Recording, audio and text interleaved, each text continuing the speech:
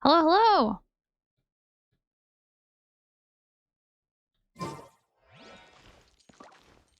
I'm using my lazy model today because it's cute and I want to use it more.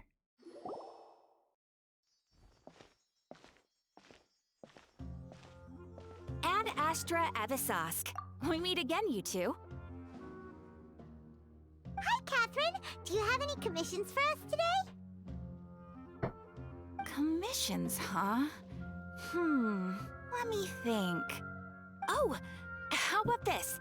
Please attend the Academia's Academic Symposium this afternoon and recite a love poem on stage. What? Wait, say what now? I'm sorry? And if possible, please also use your camera to capture the reaction of the audience upon finishing the poem. Huh? What kind of commission is that? I feel embarrassed just imagining it. I see. It appears that you're not interested in this commission. Catherine, In that I'm just case, confused. Please go to Port Armos and convince the Eremites there to spend some time volunteering at the local orphanage. Hey, that's not any better. Mercenaries and orphanages really don't go together. I'm sure the mercenaries will have some interesting reactions as well. Hyman's gotta ask, just who exactly has been submitting these commissions to the Adventurers Guild? Oh, the commissioner? Well, actually, I just wanted to see the two of you in action. You're not actually Catherine, are you? Was it so obvious? Ah. I was hoping you would actually take one of those commissions. That kind of chance to observe humans doesn't come by often. Ah, so it's Nahida. Paimon just knew Catherine wouldn't crack those kinds of jokes. When did you get into her head? From when she said, Ad Astra Abyssosque. So it's been you this whole time? Are you done resting up, Nahida? Yes. I've been sleeping ever since we parted ways, and I even had a really, really long dream. What did you dream about? It was another dream about the Sub-Zero's festival, except it was a happy one. In my dream, I was sitting in the middle of a flower terrace, and everyone in Sumeru City was holding hands as they danced in circles around me. They danced round and round, and everyone looked really happy. I also got to sit on a gigantic flower carriage. Ferris, the Knight of Flowers, raised me really, really high above the ground, and I was throwing an endless amount of Yalda candies at the children. You know, Nahida, maybe your dream is how the Sub-Zero's festival really should be. It's meant to be a joyous time where everyone gets together to celebrate your birthday. But in reality... Huh? Wasn't I describing a really happy dream? Why are you both looking at me like that? Wait, could this be an example of the emotion known as pity? No, we aren't pitying you. That would only make everything worse. We just don't want you to feel too sad. By the way, have you had a chance to visit Dunyarzad? How's she doing? The Homianis haven't allowed any visitors after the festival, so we haven't been able to check on her. Yes, I paid her a visit right after I woke up. She was resting at the time. Her condition is stabilized. However, since Elazar is a manifestation of the withering on the human body, we can only cure it by finding a way to take care of Irminsul's own withering. But for the moment, our top focus should still be figuring out what the sages are up to and what they're planning. Right. Who knows what'll happen if they manage to pull off another scheme like the Samsara of the Sub-Zero's festival. So our first priority should be investigating and putting a stop to the sages' activities. As for how we should pull that off, let's discuss it somewhere else. There are too many adventurers around here. Oh, good point. Sorry, adventurers. We're gonna be borrowing Catherine for a little while.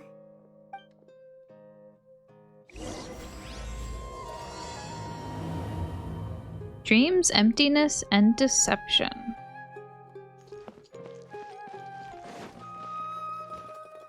Let's continue our chat here.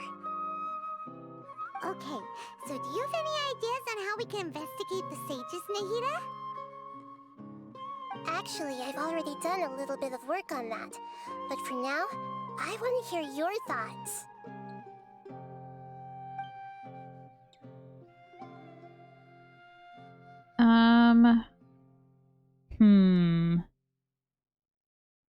We could possess a student and infiltrate the sage's quarters. No way, that's too risky.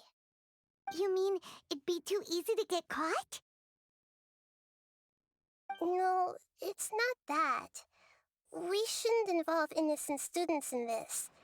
A single mistake could completely ruin their lives.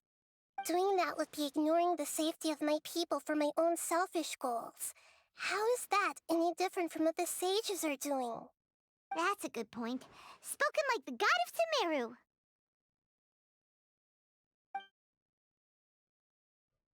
Sumeru. Possess a key figure in the academia? I've already tried that. But all the key members of the academia, even the core 30 guards, intentionally avoid wearing their Akasha terminals. It seems that from the very beginning, they've been guarding against info leaks from the Akasha. Of course, it could also be because they're wary of me. Have you already caught the sage's attention? I'm guessing not yet, but distrusting me would make perfect sense if they've ever paid attention to the urban legends about me. In any case, I probably can't take over their minds directly. We could grab someone close to the sages and question them. We're in the dark as of now. Since we still don't know anything about their goals, any rash move could tip them off and lead to terrible consequences. After all, every person in Sumeru City is one of their hostages. Okay, well, I can't think of anything else. Are we really out of ideas? Nahida, you're super smart, so you already have something in mind, right? Don't keep us in suspense. Spill the beans already.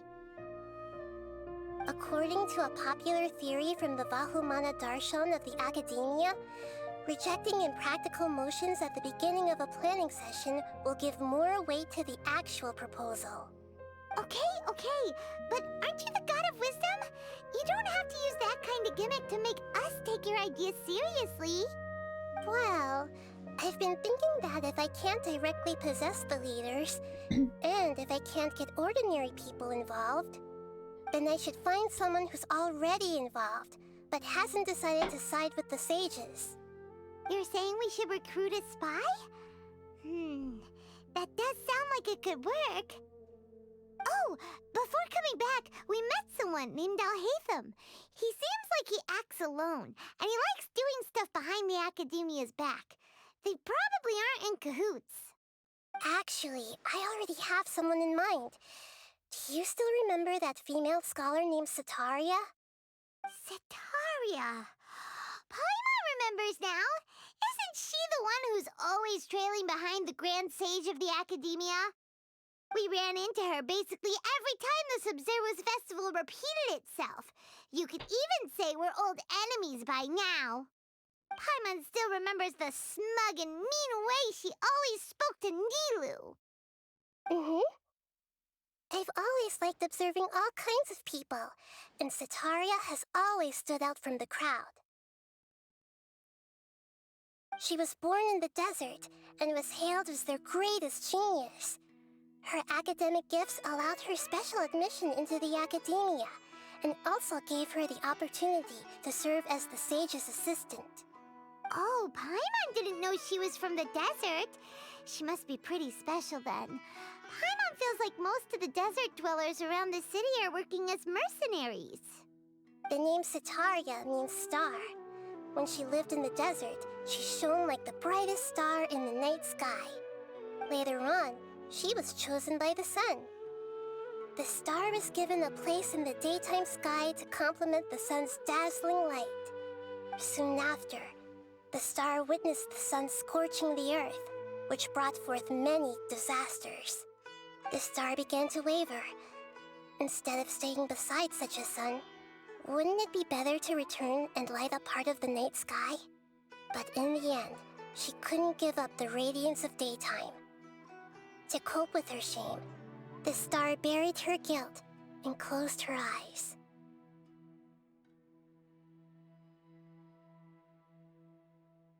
This is no longer just a metaphor. From the sound of it, Sataria's just hung up on the research opportunities here.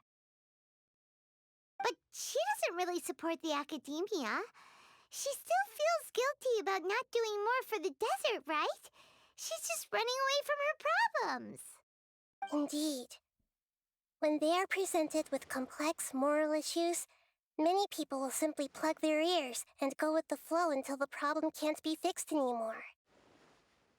She's suppressing a lot of guilt, but before she realized it, she had already become the sage's accomplice. She can't deny her part in their schemes anymore. Sounds exactly like the person we need. Right. We must somehow make her face her problems again. That way, not only can we get useful intel from her, but she can also use it as an opportunity to redeem herself. From my past observations, Sataria will take a day off from the academia every 10 days to do some shopping in the city. Tomorrow afternoon just happens to be a shopping day for her. That'll be our chance. To prepare, let's go check out some of her favorite spots and have a quick chat with a few of the vendors there.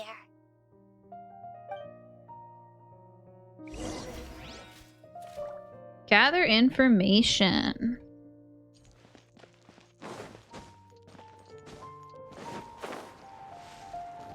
What up? This should be Sataria's favorite fortune-telling spot. This is cute. So should we ask the fortune teller about Sataria? No, I already have enough information on Sataria. The most important thing now is for you to pay attention to the vendor's talking style and key characteristics. Talking style and key characteristics? My poor lost lambs, have you become troubled over your fates? The divine voice of wisdom often echoes between mine ears. If thou be blessed today by the gods, I may be able to show you the way. This is a 10-year-old. Really? Nahida, you've been whispering things to her? Shh! My friend here has some doubts regarding her future. Can we get a fortune reading for her? Of course, of course. In that case...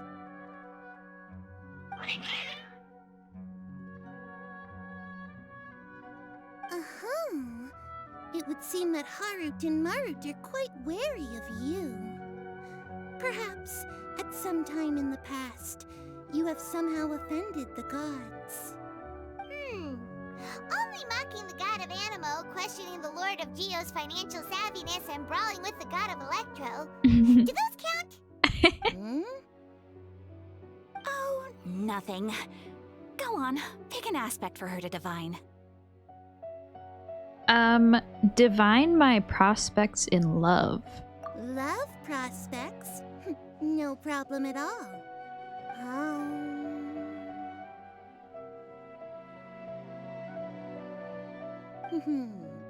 The gods have spoken. The truth shall be revealed.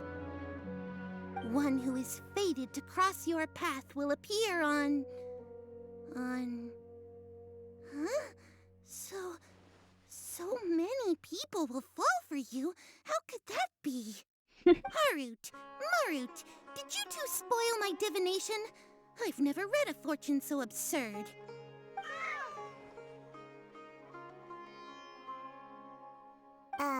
Actually, Paimon thinks this is probably the most accurate fortune-telling you've ever done. I admit that the orientation Everyone's in of love with today's me. celestial matrix is suboptimal. As such, there will be no charge. Is that so? Well, that can't be helped. you were to bring some food offerings for Hart and Mart on your next visit, perhaps they could help you reverse the wheels of fate. Turnip is like on my desk and he is resting his head on my keyboard. Can you move? Can I have this? Thank you.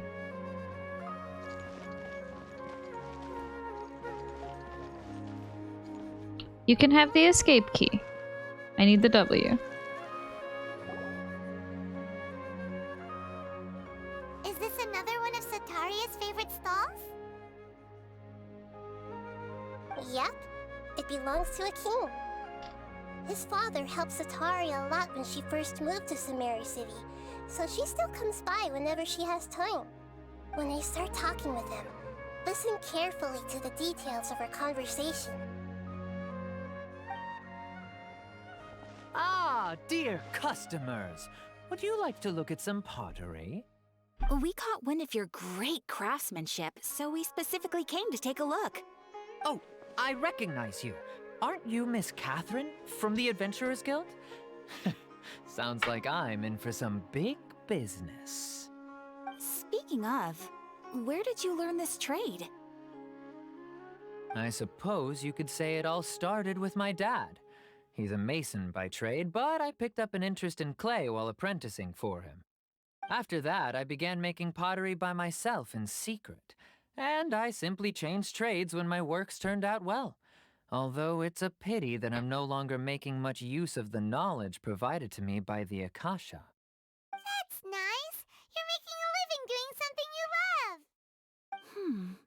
So is your father still working as a mason? Oh no, not anymore. A few years back, he fell from a roof and broke his leg. Since he had already saved enough mora over all these years, he's just enjoying the retired life in Port Ormos nowadays. I see.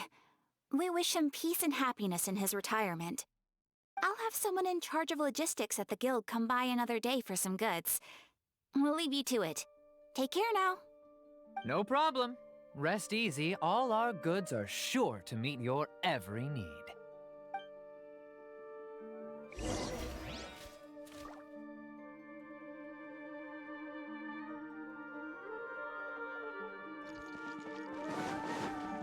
What about you? What do you got? This should be our final stop. Sataria's always thinking of this restaurant when she's working at the academia, so she always comes by whenever she's out in the city. Nahida, you've really thought of everything. It's my duty to protect Samari's citizens, after all. Hi there. I feel like I've seen you down by the docks before. Huh? Sorry, I don't quite remember. If I recall, you were having a discussion with someone about shipbuilding at the time. Ah, that's right! I've always been really interested in feats of marine engineering. After all, I grew up in Liyue Harbor and spent my entire childhood staring at the ships going in and out of the port. I came to Sumeru to study, but failed to make it into the academia due to my lack of talent. But I'm still discussing all kinds of problems with different scholars, and I'm continuing to study and perform research from the restaurant's basement. I'm sure I'll get to the academia after their next round of exams. What an admirable spirit for learning. Amazing. Sure, but you'll find hardworking people wherever you go. So this restaurant has a basement as well? Huh. First I've heard of it. That's right. It's not usually open to patrons. Most of the time, employees use it for breaks or to hold private events. I see. Guess that makes sense. Well, good luck with your studies, Miss Chishan. Thank you so much. As long as I can make it into the academia as an official student, I'll be happy.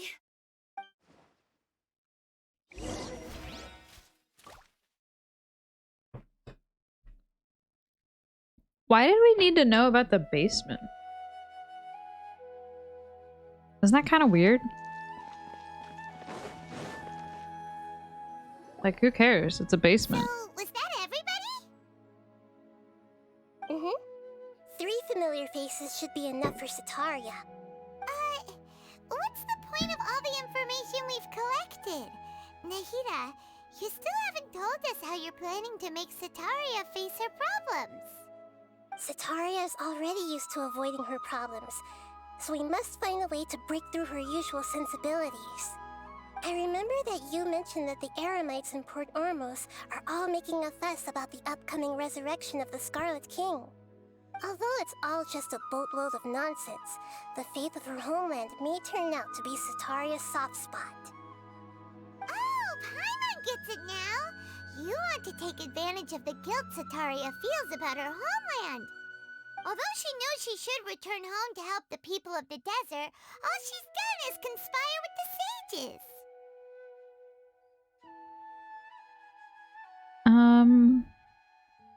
If King Deshret was to criticize Sataria's actions... So, how do we set that up? Well, the Scarlet King is long gone, and Sataria is also too smart to fall for any simple tricks. If we simply engaged her under the guise of the Scarlet King's believers, she would definitely be weary of us, and we may not get anywhere. But if we were to borrow some of her close acquaintances to talk with her, her reaction would probably be very different. So, you mean you're going to possess those people we just talked to? Yep. Possess them through the Akasha.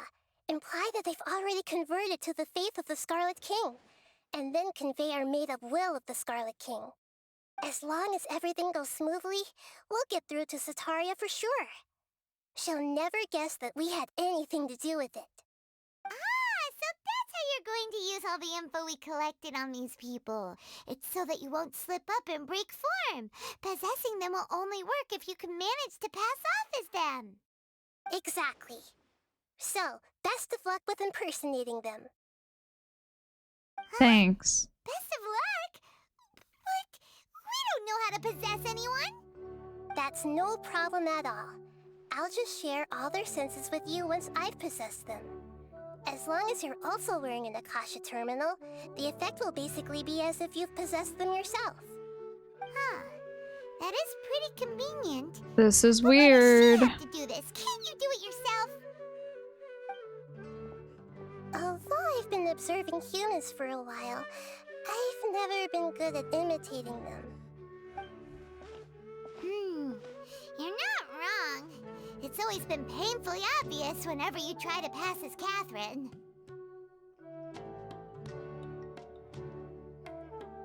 I'll try my best.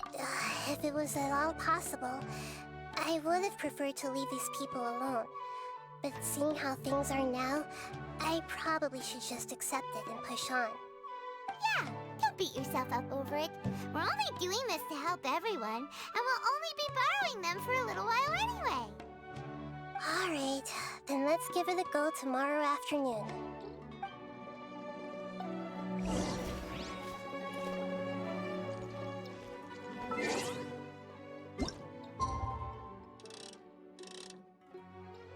Boop.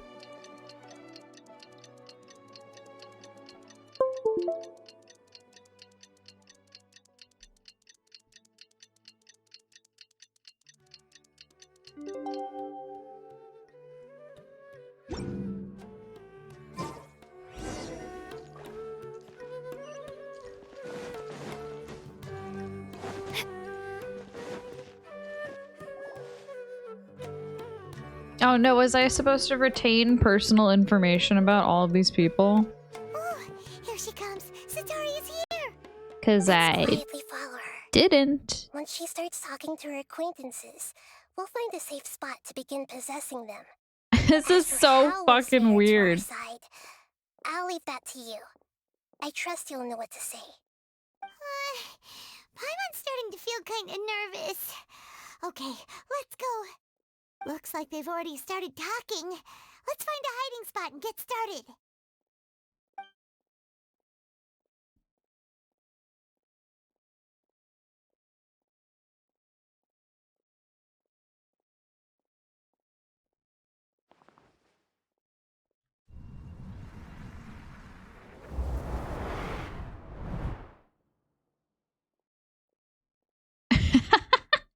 That's right. You really can't force anything when it comes to love. And besides, everyone around me has a very different background and outlook. Are you still listening to me, Nabia? Oh, of course I'm listening. You were talking about troubles with your love life, right? I heard everything you said. Okay then. You just seemed a little distracted for a moment there. Wow. Strange. Your cats seem pretty worked up. Is something wrong? I always thought they were quiet, happy kitties. Oh, what are their names again? Oh my god, I do have to retain information. Okay, I know this. Harut and Marut. Ah, that's right. They are just little darlings, aren't they? Harut and Marut. Ahem. So, which fortune do you want me to read for you today? You must have come for another echo of the divine voice of wisdom. I'd like to get another reading on my love prospects, but to be perfectly honest with you, I feel like I've been a real mess recently. A mess? Well, could you do a reading on how long it'll take me to finish my current project at work? I really just want to get it over with. I hear you. No problem at all. The gods will reveal the truth.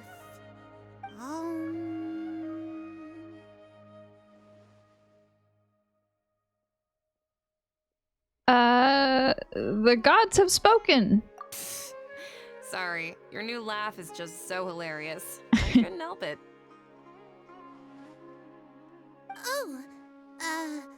Please pay no mind to those kinds of details. The gods are asking, Sitaria, why haven't you gone home? Why haven't I gone home? Do the gods really know everything I've been thinking about? Sitaria, why don't you just go home? It's a demand now instead of a question. The gods seem to be truly upset. I'm sorry. I know I failed the gods. Please pass on my most sincere apologies and ask for their divine forgiveness. And if I may ask, Nabia, is there a specific god who's speaking to you right now?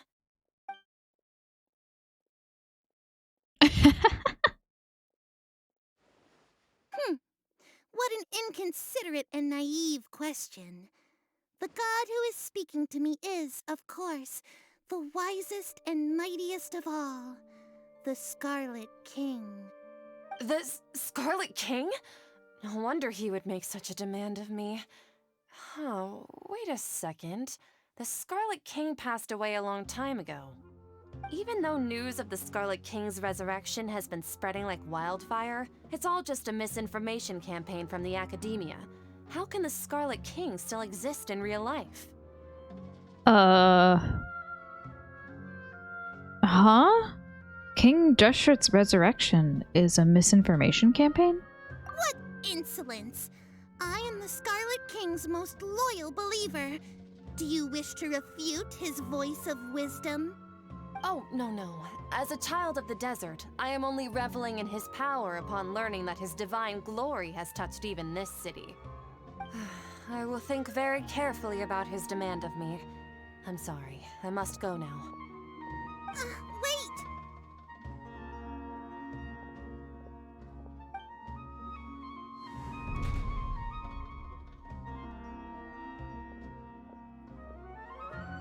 Drama. Whoa, she just ran off in a hurry. She looked pretty upset too. Well done. Sitaria didn't seem to suspect anything amiss. To have something she's been trying desperately to avoid show up out of nowhere and berate her, that must have shaken her to the core. Aw, Nahida, it seems like you understand human emotions really well after all. All I know are some abstract Harava-taught theories. And in any case, my time with you has shown a lot of them to be utterly useless. I'm still trying to make sense of everything. Anyway, enough of that. Let's hurry and catch up to Sataria. He's out of Keem's now, right on cue. Let's get ready to possess him right away!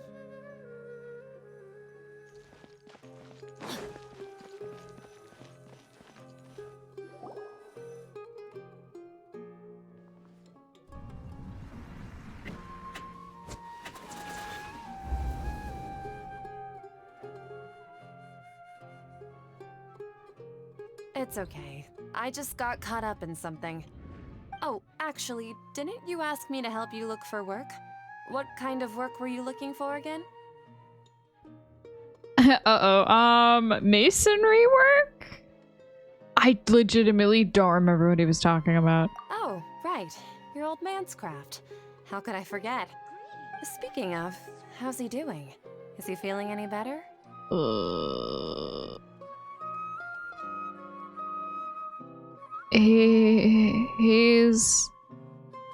He's walking more. Oh, that's good to hear.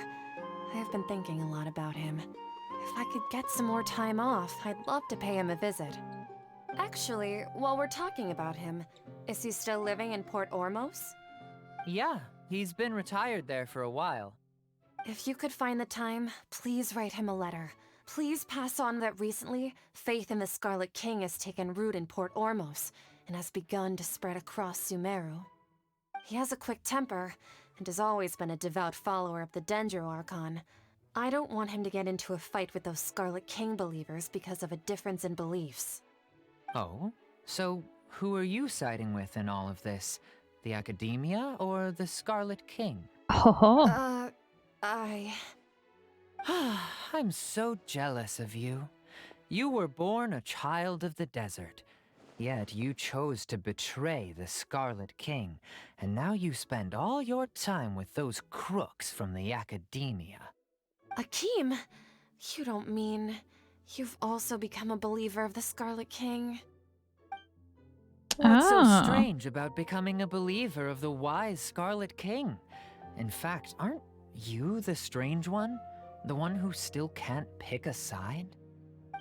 Can't pick a side? Me? Whoa! Paimon had no idea you'd be so good at this! I was too harsh, wasn't I? You really zeroed in on the issue and put it right in front of her.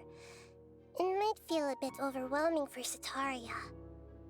But once everything is over, I'll be sure to pay her a visit to her mind and explain everything. Anyway, let's keep going.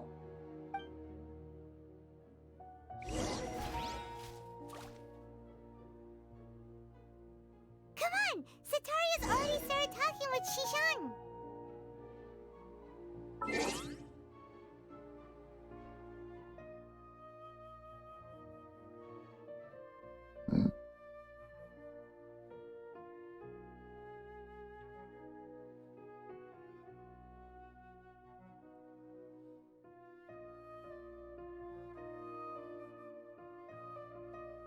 If my calculation are correct, Wanwen Bookhouse is... Oh my god.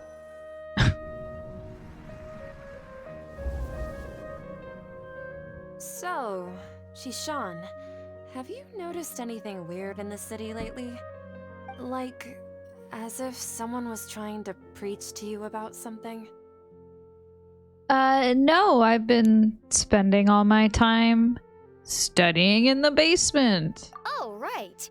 Speaking of strange things, I celebrated the Sub-Zerus festival so many times that I lost count. That was really weird. Wait, how could you be aware of that?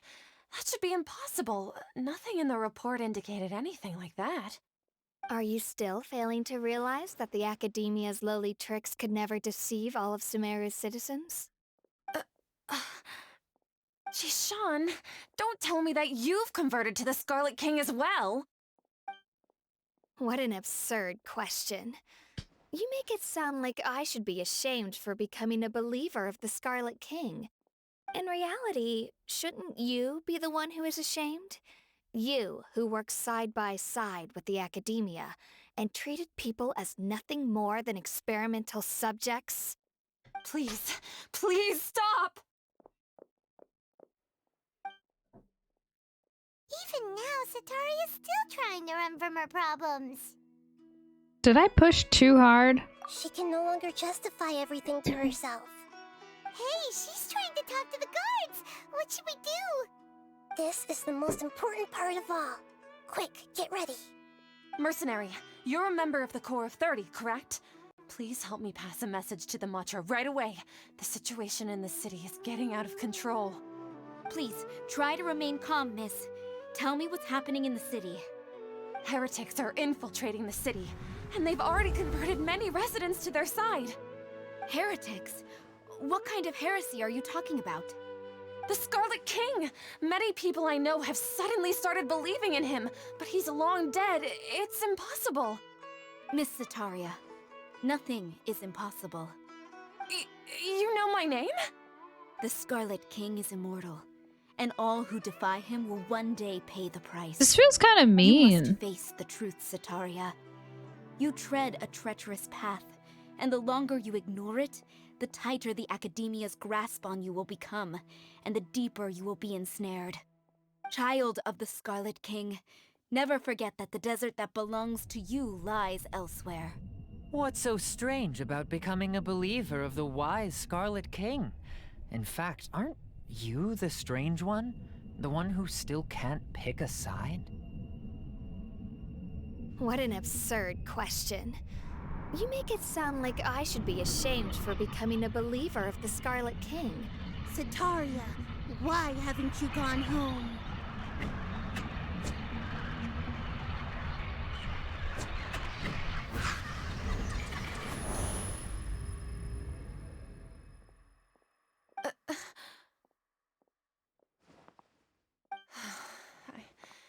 It seems that no matter where I run, I only keep finding more believers of the Scarlet King. I have to say, this is a familiar feeling. She had like a I've also breakdown been and running then from my stood up guilt like it this whole was time. nothing. Guilt over my part in the Sage's plans, and from ignoring the letters from the children of my homeland. But no matter how much I may try to ignore or get rid of it, my guilt always comes back. You should follow your heart. You won't necessarily lose your research opportunities by facing the truth. Besides, did you really want to conduct your research while carrying such heavy feelings of guilt? How do you know me so well? Are you truly just a believer of the Scarlet King? Or are you the god himself? That's not important. The important thing is to pass judgment on the Academia and its sages, and to correct their mistakes. If you could provide some assistance in this matter, perhaps it could serve as a form of atonement. I've actually never believed in the gods, but I've always believed in serendipity. Your appearance must be a fated opportunity for me to get out of this wretched situation. Please tell me, what can I do for you?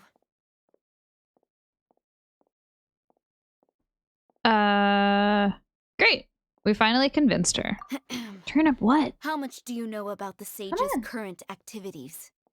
I was just one of the designers for the massed dream harvest scheme, which is what happened around the Sub-Zero's festival. But I know very little about the full scope of the overall project. I'd assume that only staff with the highest clearance would have access to those confidential documents. I've just been working to meet the Grand Sage's specified requirements. However, there's something that's been really bothering me. I heard that a scholar who was previously expelled has returned to the city, and even the sages are still quite wary of him. Oh? An outcast that even the sages are still wary of? To fight against the Academia, we will need to figure out the nature and the purpose of their work. Is there a way for us to get access to the confidential documents you mentioned? It should be possible if we're willing to take some risks. After all, I'm an assistant to the Grand Sage, and I've been working on many tasks outside of the project. One thing, though, I won't be able to transfer the documents to you through the Akasha once I get my hands on them. The sages have always closely monitored all activities within the Akasha. Let me see. Let's use the most primitive method. Send someone to pick up the documents tomorrow evening at the Academia entrance. The Academia entrance. Wouldn't that be too conspicuous? Don't worry about that. I assure you, this won't be a trap. I'm only suggesting this location because it'll draw more scrutiny for me to leave the Academia again. It'll be safest for me to distract the guards long enough to hand you the documents. All right, I trust you. So, if I were to successfully complete this task, would it mean I've atoned for my wrongdoings? That'll depend on the judgment of the Dendro Archon. The Dendro Archon. That's right.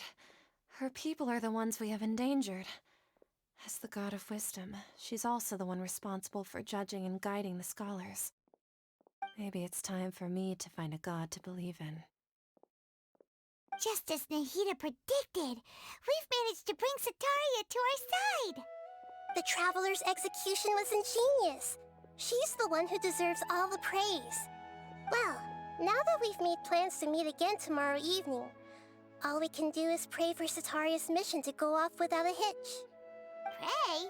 But if we're going to pray to the gods, aren't we just praying to you? God of Wisdom and Guardian of the Scholars?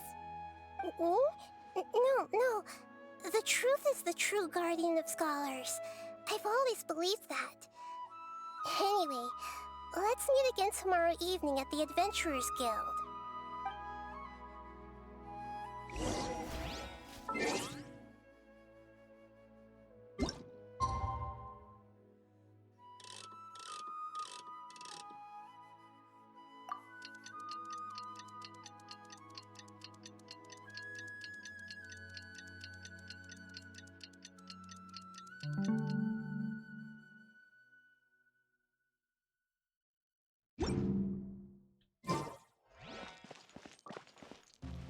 The following night. Oh my god.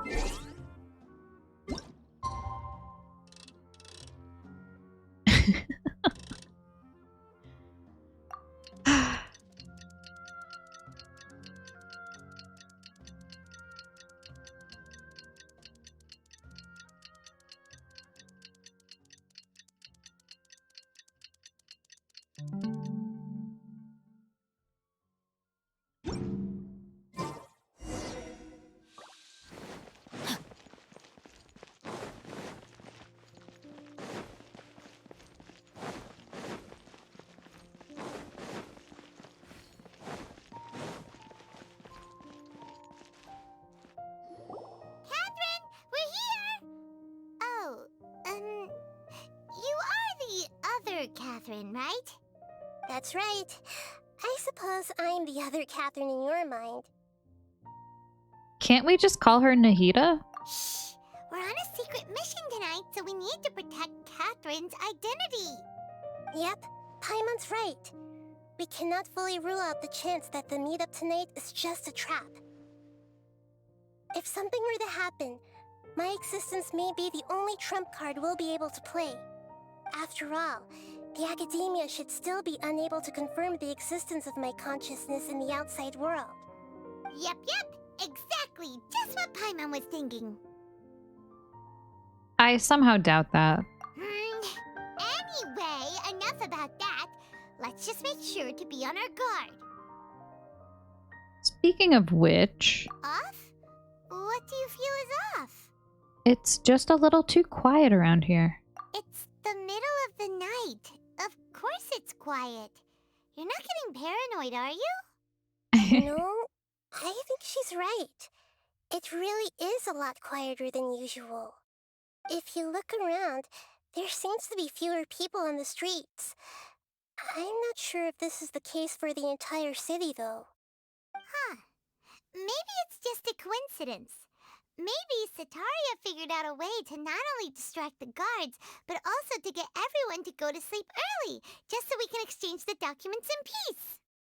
I also can't quite figure out why things feel a little off.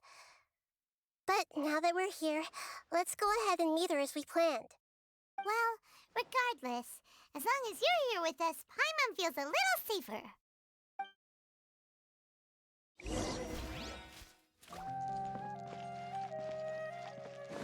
Body and mind. Huh. There really aren't many people out right now. Let's hope it'll be this quiet in front of the academia, and that Sataria managed to distract all the guards.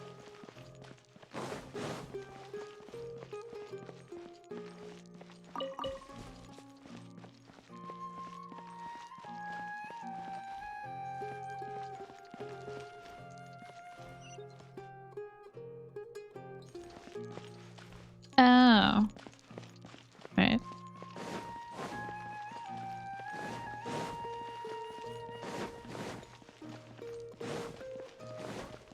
Time to I don't know, there's kind of a lot of people out and about. Body and mind.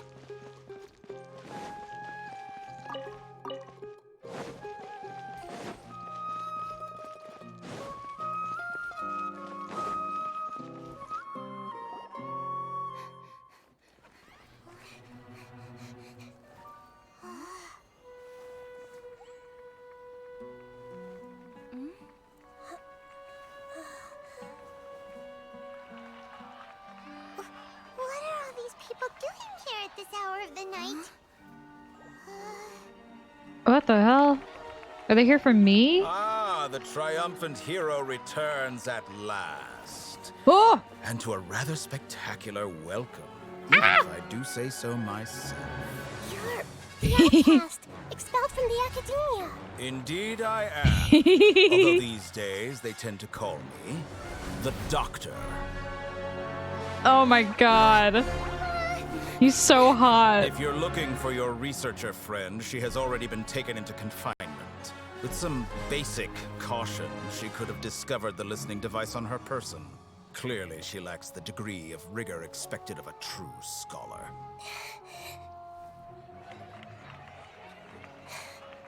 The people of Sumeru City. What have you done to them? I simply made some minor adjustments to their Akasha terminals. Now they can deposit information directly into the subconscious. As you can see, all these lovely people now believe this traveler is a hero who has just saved the world. God, he's so My hot. experiment is a success.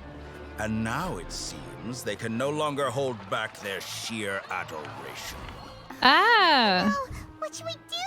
These are all just regular people. Leave now. You need to get out of here. What? That guy's a Fatui Harbinger. We can't just leave you here. Nor can I abandon the people of Sumeru.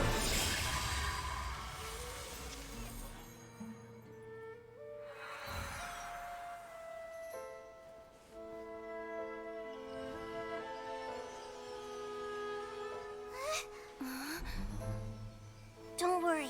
We'll meet again outside of the city.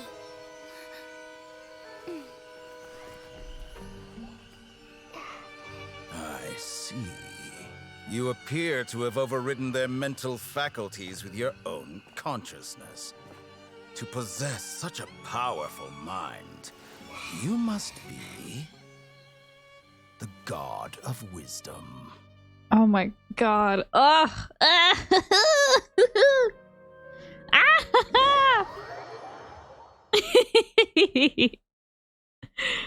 Oh god, sorry. I just love him.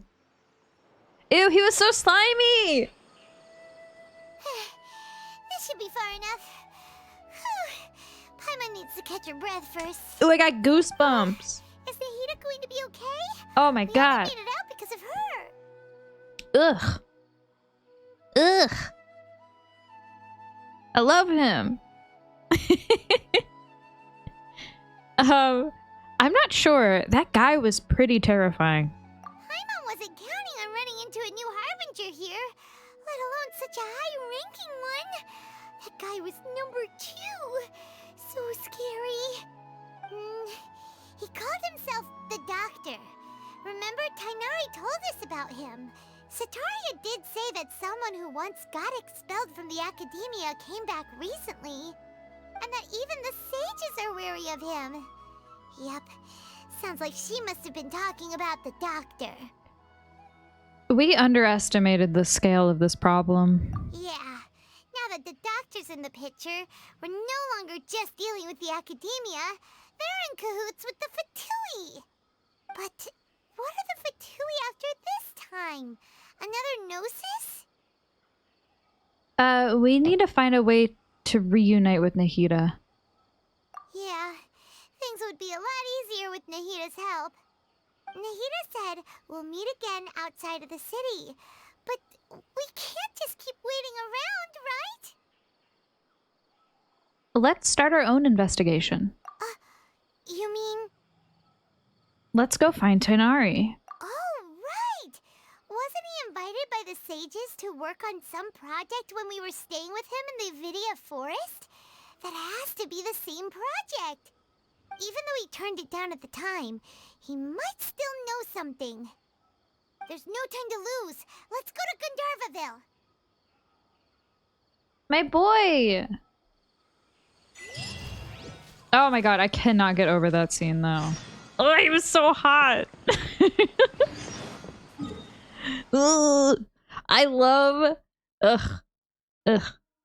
I love freaks. I love crazy intellectuals. I love mad scientists. I love evil men who were expelled from medical school,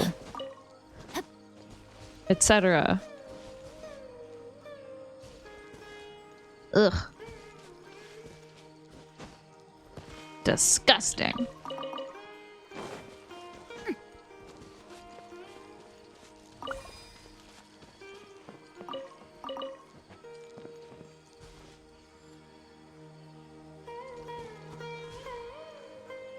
Are those mushrooms?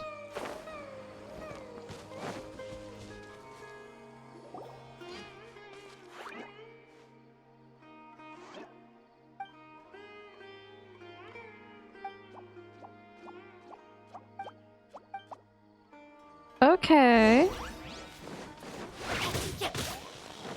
One with my foot. Invisible evidence!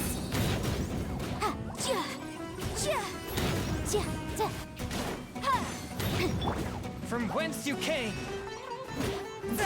Wait, that didn't do anything. Ooh, this music.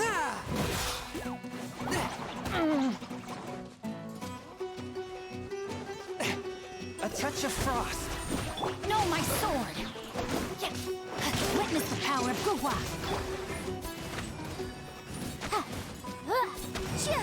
Incinerate!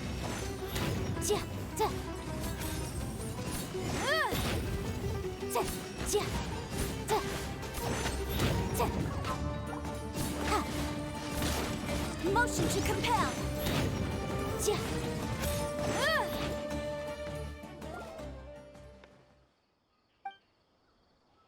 She's the forest watcher.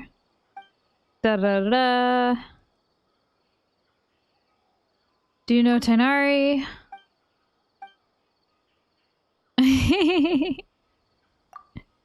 We're talking about his ears.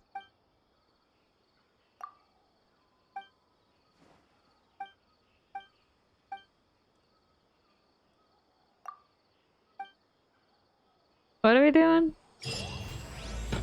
No!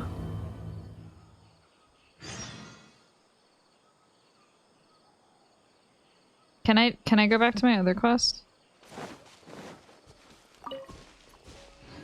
What if I just leave?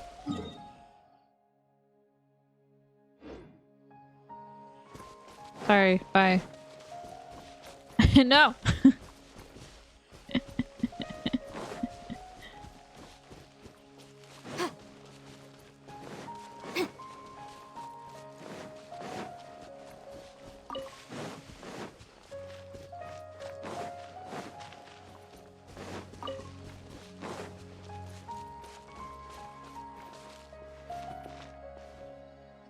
Hold it right there. A blonde-haired traveler and a floating fairy. We've got you all right. Take a look around. You've fallen right into our trap. Are you mercenaries from the Corps of 30? Did you come here to arrest us? Core of 30? We're nothing like those government lapdogs who don't even get scraps for their work. We are an elite brigade that commands the highest commission rate in all of Sumeru. We're here on the orders of a client known only as the Outcast. The outcast? An outcast from the academia? Sounds like the doctor. But why wouldn't the doctor just send the Fatui after us? Maybe he's taking advantage of the academia's resources. Still wasting time on idle chit-chat. We'll shut you up soon enough. Get them! Damn, okay. You're up, traveler! New punch. A great undertaking. This. Fourth, my blade. Rain outlines your fate. Know my sword.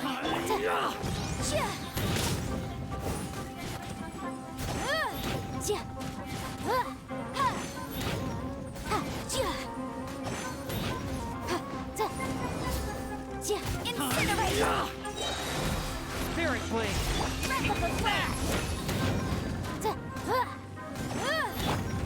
Burst forth. Boom!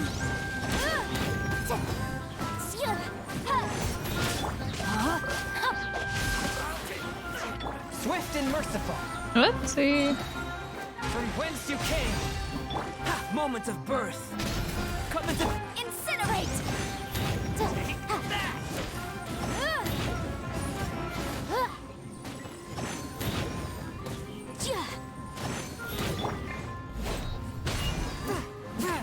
A touch of frost. Know my sword. Let me weave you a verb. Would you get down? Thank you.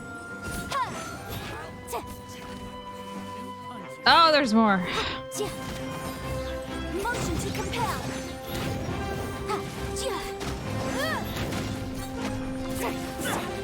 Burst forth. Time for your arraignment. Incinerate.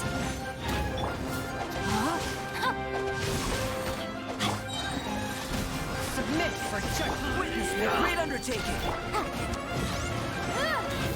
This music is so good.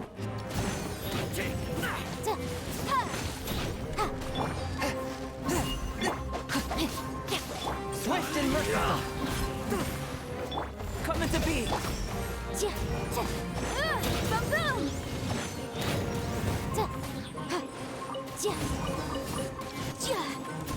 Can I do anything with this? Spirit blade. Attack. Motion to compel. Witness the power of Gua. Rain outlines your fate.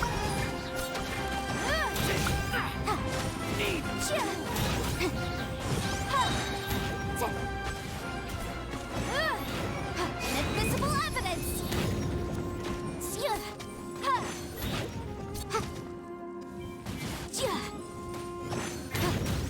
Feel this ancient power. Boom! A touch of frost. Rain out. It isn't over yet. Here comes reinforcements.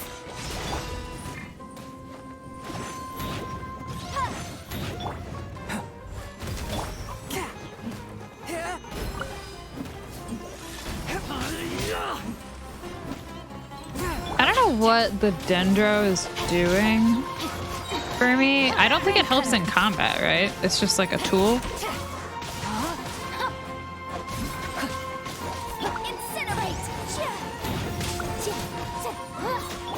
Burst forth. Moment of birth. Swift and merciful. From whence you came. Motion to compel.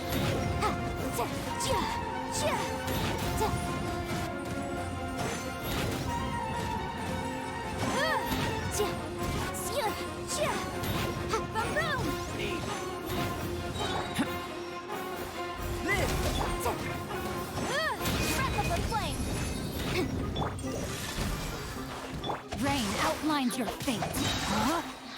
Let me. Motion to compel. Burst forth.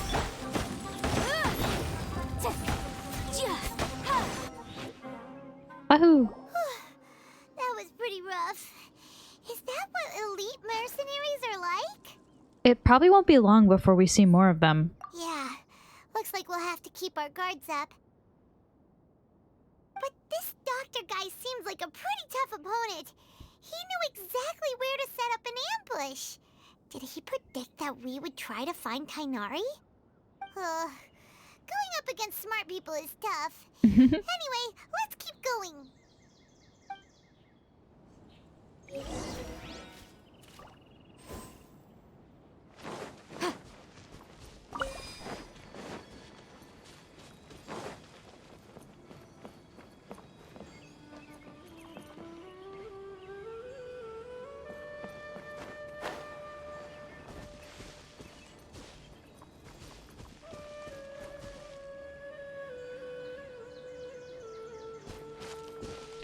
Oh, it's probably up and not down. Yeah, okay.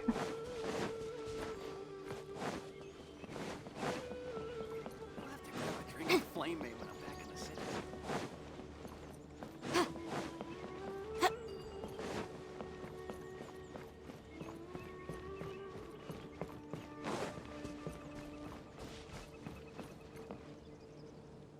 Oh, it's the Traveler and Paimon.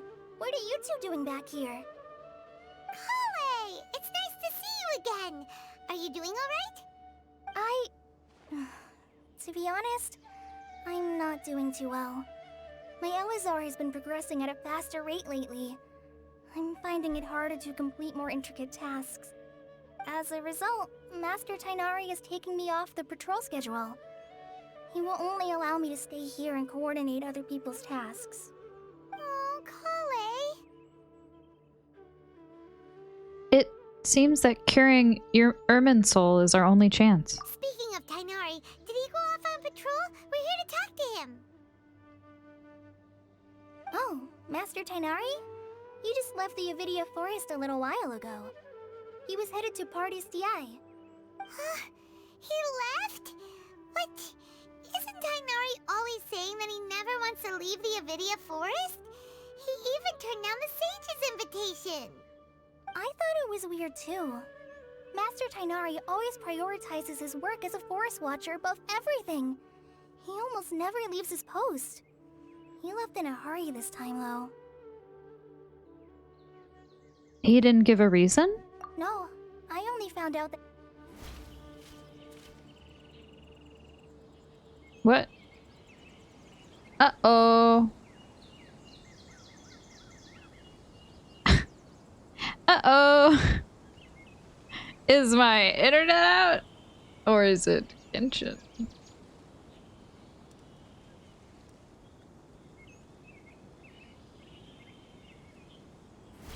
Uh-oh.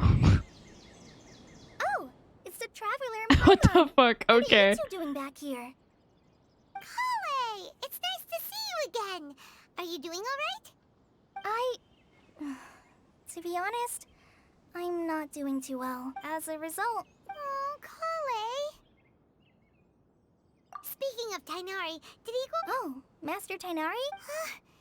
I thought it was weird too. Master Tainari... No, I only found out that he left through a message he left behind. He also made sure to delegate all his tasks using a schedule. To leave in such a hurry? I'd guess he had something urgent to take care of. Master Tainari originally studied in the Amorta Darshan of the Academia, and Partis Di is something like the Amorta's research base. Many rare shrubs and grasses have been planted there for research. I know that before he became a forest watcher, Master Tainari once spent a long time conducting research at Partis Di. A research base, huh? Gotta wonder what kind of research Tainari just decided to work on all of a sudden. Oh, we don't have a lot of time, so let's go look for him at Partis Di. Please take care of yourself, Kale. Don't worry. I'm fine. I'm used to living with Elazar by now. If you run into Master Tainari, please send him my regards. Got it. Will do. See you later, Kale.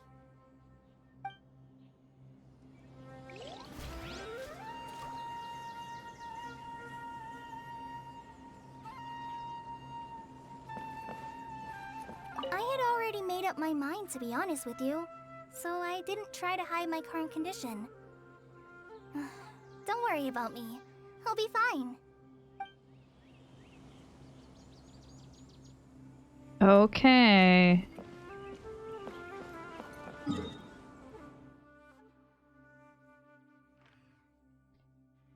Oh, is this quest blocked because someone's doing something? Ah! Ah! Catherine! No! Fine, I'll go do whatever this is. Ugh. That's what I get for fucking talking to, like, literally anyone.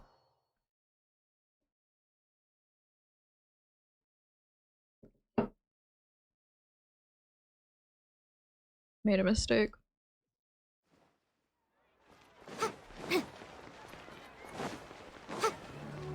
Alright, Catherine, what do you want?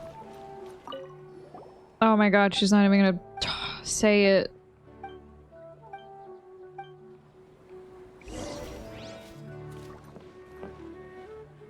Are we back? We back on track? Nope. Catherine is still busy.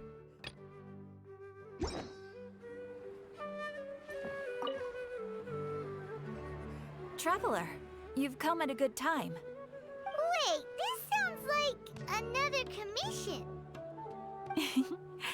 It is as you say. The commission this time around is of high importance. It pertains to the safety of the Avidia Forest's inhabitants. Huh? What happened? Not long ago, we received word that a section of the Avidia Forest seems to have become contaminated. Contaminated? You mean a new withering zone? I don't know about the specifics, but I hear that strange things are happening to people who cross through that region. The Avidia Forest inhabitants won't leave their homes so easily. If we allow this contaminated region to expand, the consequences could be unimaginable. That's why I want to ask you to investigate the situation. Even if all you can do is stop the contamination from spreading, that will still save many people. This is forest business. Maybe Tainari will know something. Let's go find him.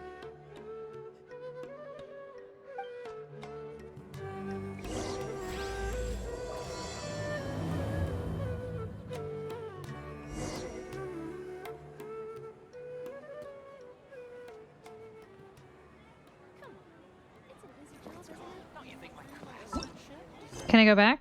Yes. Sorry, Catherine. We've got other shit to do. Oh, I don't have any of these unlocked. Let's go here.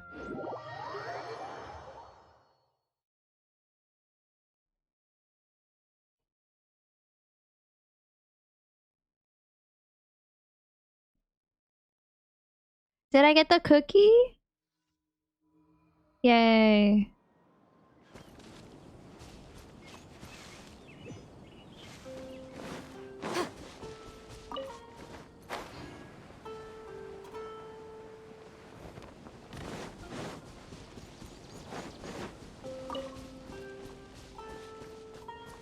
How the fuck do I get over there?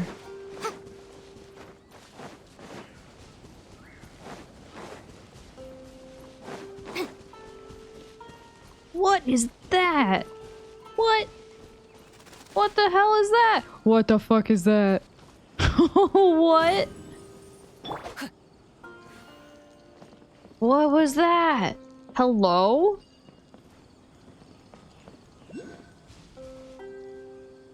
That was just a little guy. What am I playing, Breath of the Wild? Time to act.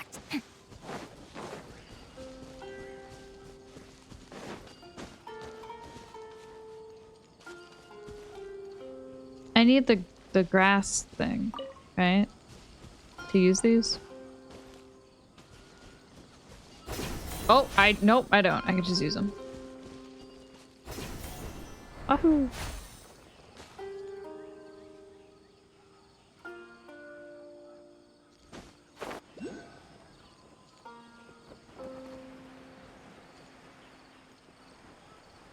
God, I still can't believe how... Mr. Doctor. Should I call him... I don't know how to pronounce his Italian name. Is it Dottore?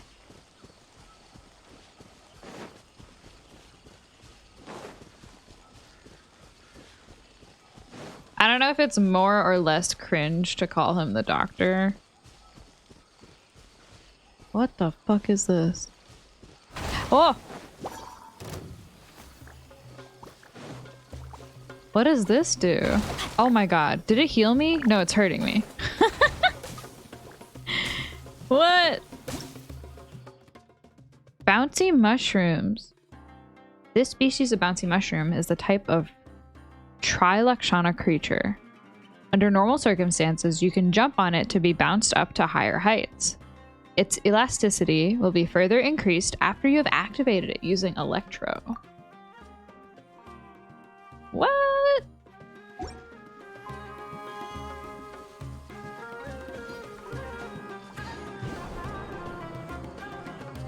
Cute.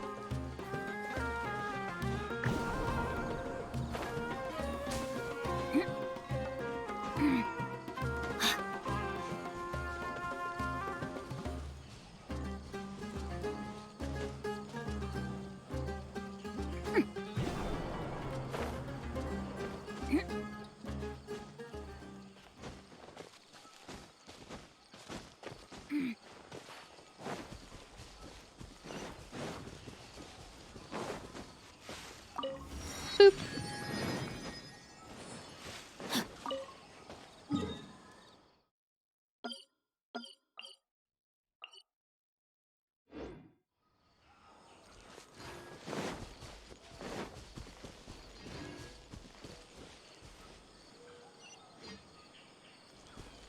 That's so far away. Whee!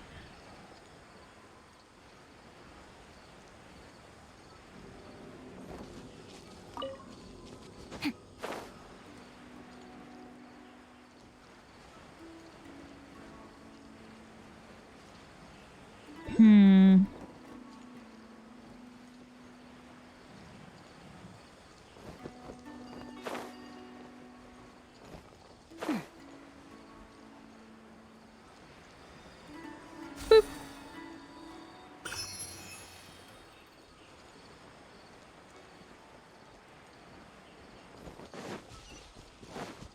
Time to act.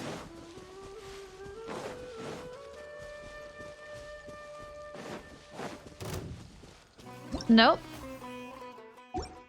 Goodbye. Nope. Oh shit. Oh shit.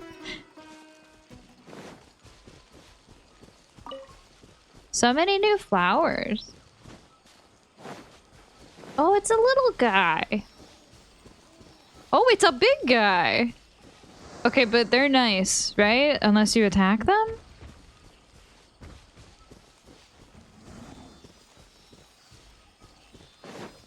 These mushrooms are so funny. They look so dumb. Oh! Oh! Excuse I you? hope we find long-lost ancient literature.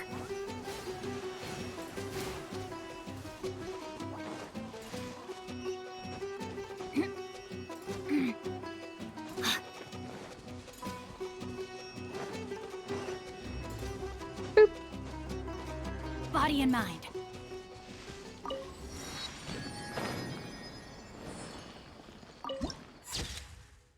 Cute. Wait! Look who it is! Catherine. Thank goodness you're okay. We were so worried about you. You are Nahida, right? Hey, this was supposed to be a touching reunion, but you're ruining the moment. Actually, It's very smart of the Traveler to be wary of me right now. After all, the Doctor has shown that his technology can apparently even control human minds.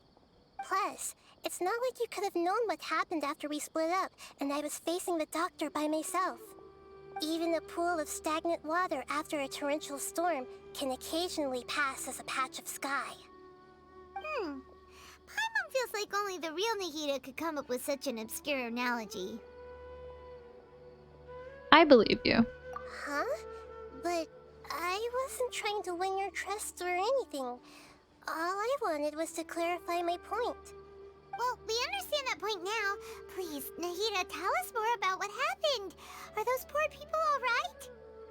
When you left, I was still in the middle of restoring everyone's minds. Thankfully, when the Doctor mentioned depositing information into the subconscious, he didn't mean engraving information into their minds. Instead, he did something closer to creating hallucinations. That was still within my power to fix. Luckily, I managed to finish my restorations and mind jump away from him just as he was about to capture me. What a relief. The Doctor sure pulled out some hidden cards, but good thing we had Nahida with us. I wouldn't be relieved just yet. I gave away my true identity when I restored everyone's minds, which means we've lost another one of our trump cards. Also, the Doctor is already an expert at modifying Akasha terminals. Maybe it's only a matter of time until he captures my consciousness inside the Akasha. Would that mean you'd no longer be able to jump between minds? Then, how do we stop him? He's still at the Academia, so it's possible he already started messing with the Akasha. We need to hurry. Ugh, it feels like he's toying with us. What a nasty piece of work. Plus, the Doctor's combat ability alone is apparently enough to make him worthy of being number 2 of the Fatui. We shouldn't give up hope just yet. Let's try to find another way to attack this problem. Actually, Nahida, how did you know we were trying to get to Party's DI? Have you been waiting for us? Yes, I have. I can see the Traveler's elemental energy, so I deduced your destination by looking at the direction you were moving in. You didn't come here for sightseeing, right? Did you find any leads? We're looking for a scholar we know. His name is Tainari, and the sages once tried to reach out to him. Why don't you come inside with us and see what we can find? Okay. Let's just hope we won't get him into trouble.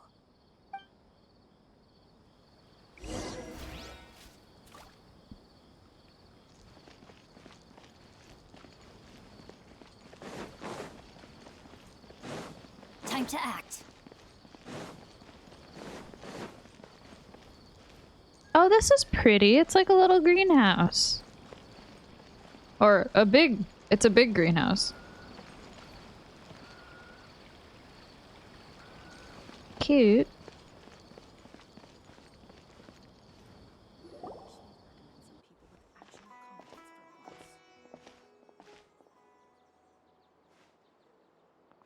Traveler? It is you! Ah, the voice! It's Hypatia! Didn't expect to run into you here. Ah, what a pleasant surprise! It's so nice to see the two of you again. Who's this? She's a scholar we met in the Avidia Forest. When we last saw each other, she was still training in the... what's it called? Satyavada life? Oh, I see. That's right, we're old friends. You've come at just the right time. Ever since I've come here, hardly anyone has even talked to me. Hypatia, you're way too excited about this. Actually, for you to leave the Avidia Forest means... you're not in training anymore? Wait, no. Did you already finish your training and reach Pariporna life? What do you think? My consciousness has already managed to make contact with the divine. You did it! Congratulations! I'm really happy for you. It's so exhilarating to share this sublime joy with others at long last. When my consciousness made contact with the gods. Ah, what a supreme and unparalleled experience that was. That sounds incredible! Actually, we're here for Tainari. Oh, all right. Actually, please wait. I haven't forgotten my promise to you. Remember? I promised to help you understand what you saw from Irminsul once I gained deeper insights. My current self has not only gained true insight, but I can even help you establish a direct connection to the consciousness of the divine. Okay. Yeah? You can do that? Do you believe her, Nahida? I've never heard of anything like that, but if you want to give it a try, I'll do my best to protect your consciousness during the process. Hold on. I brought some spirit borneal with me. This is still a crucial part of the ceremony. We're using that incense again? All right now. Hold my hand. I'll help you establish a pathway to connect your consciousness. Okay. Ready?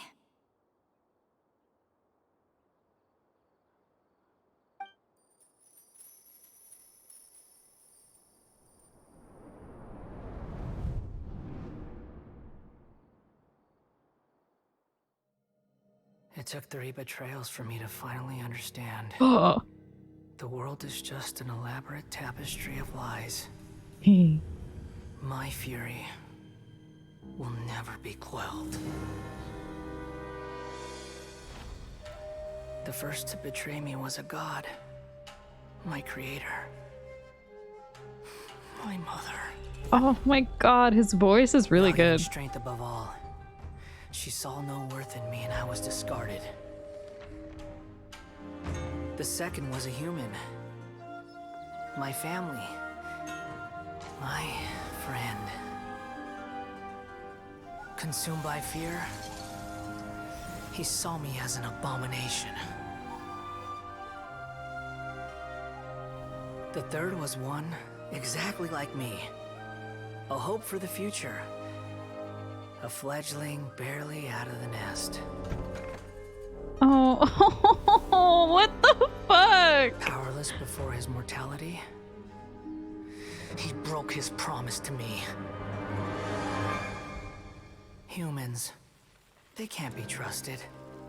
And the gods fill me with pure loathing. So I said good riddance. I denounce the world and laugh in its face. My chest will never again be defiled by worldly filth. I will scrub away every last trace of human emotion. Then it will be empty, a blank slate, and ready to receive a supreme gnosis, brimming with pure divinity.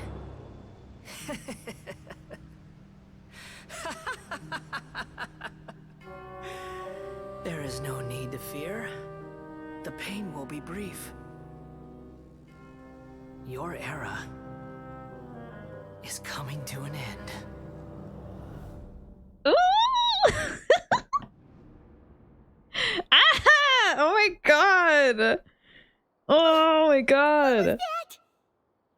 Well, we're getting such good. Wow, the scenes in this one. Hoofa, doofa. Oof. Hello. Ah. Did we actually just see the Balladier's memories? Everything matches what we know about him. But how is he connected to the divine consciousness that Hypatia was talking about? You saw it, right? You felt it, right? Such a majestic god! Such a noble will! Such sublime emotion! Uh-oh. Alas, shame. If only that which beats within my chest wasn't a filthy mortal heart. Oh, great and merciful God! Please grant me forgiveness and salvation! Do you understand now? I'm afraid this is no Periporno life, but rather... Wake up, Hypatia. You! Why are you so mean to me? Why is everyone hiding from me? I found divine wisdom. Shouldn't I receive praise and honor? Haven't I uncovered that light in the darkness? Hypatia? That's how I always thought everything should be. Wait. Have I already lost my mind?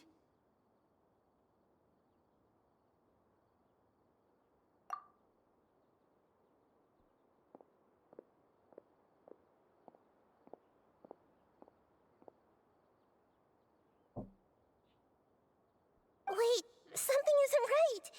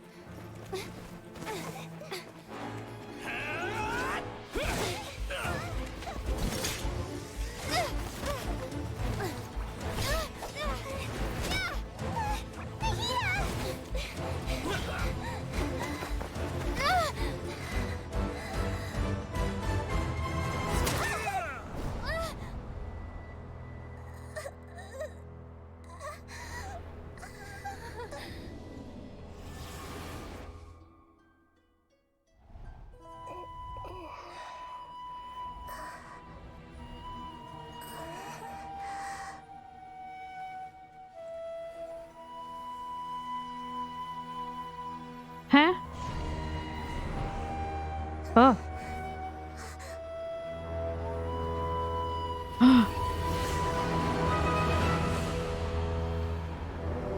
Oh.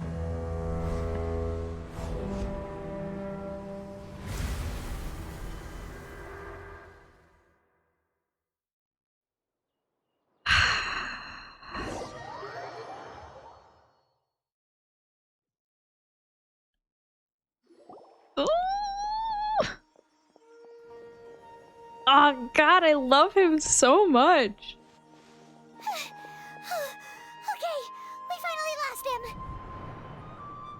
Oh my god. His like fucking mech suit. Are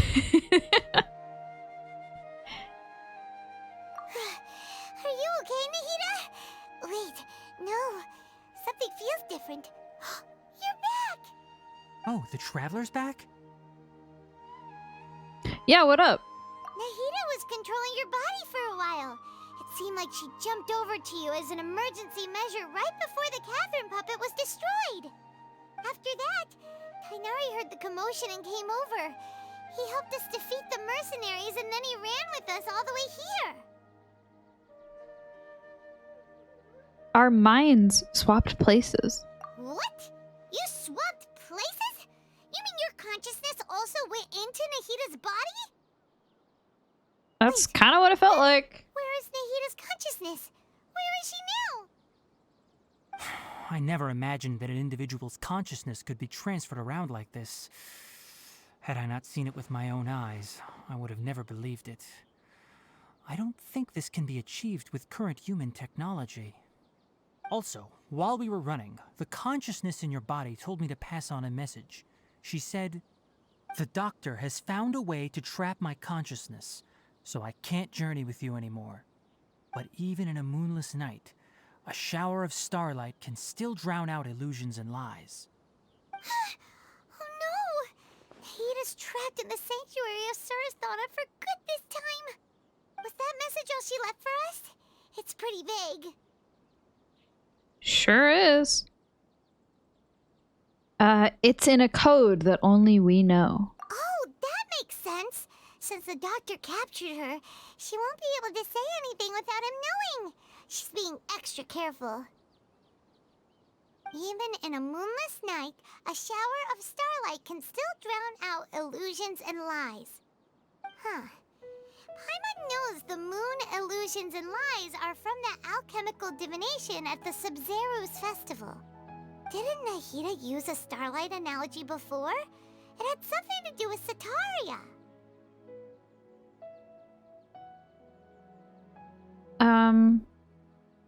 Illusions and lies refer to the Academia's plans. Oh, that makes a lot of sense. Huh. Do you think Nahida was telling us to go find help in the desert? But she isn't with us anymore. Think we'll be okay? Paimon, you said Sanctuary of Surasthana. Does this mean that this Nahida you're talking about, the consciousness who was occupying the traveler's body, is the Dendro Archon? Your guess is correct, but the situation's a bit complicated, so it's really hard for us to explain right now. That's all right. A scholar's curiosity doesn't need to be appeased right away. As for the complicated nature of the situation, safe to say I have witnessed that for myself. I've spent some time with you, and it looks like the Dendro Archon's also on your side, so I trust you. Thank you, Tainari. Oh, actually, we came here to ask you a question. What do you know about the project that the sages have been working on? Ah, that. While I was indeed invited to join that project, the sages were always secretive about its scope and goals, so I eventually declined. All I know is that that project has something to do with the restoration of Irminsul. I think I know what the project is about. Huh? Did you see something when you were in Nahida's body? The Academia is turning the Balladeer into a god. What? Do you have any evidence? Hypatia showed us a so-called divine consciousness.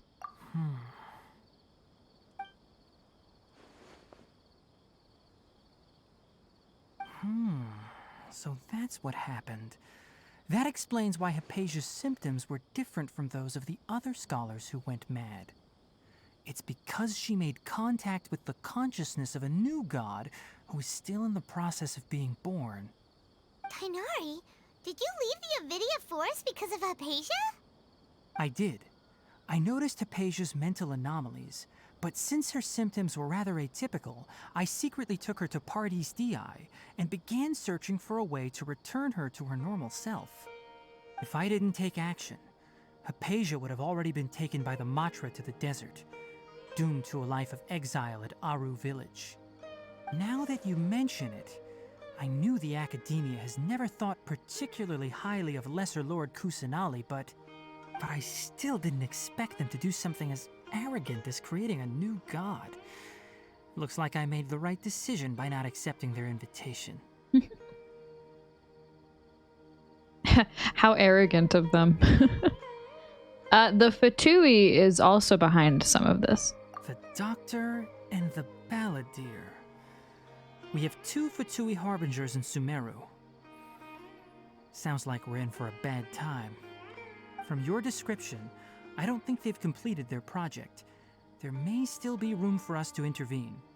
But then, what is the connection between creating a new god and restoring Irminsul? Yeah, it feels like we're still nowhere close to figuring out the sage's goals. Let's head to the desert for now. Right. We've pretty much gone over everything we need to know, so we should head out. How about you, Tainari? What are you going to do? I'll stay here for now. I still want to try a few more things to help Hypatia. If you're planning to go into the desert, start by heading for Caravan Rabat. That'll be your fastest route. Come find me here if there's anything else I can do to help. May the spirit of wisdom go with you.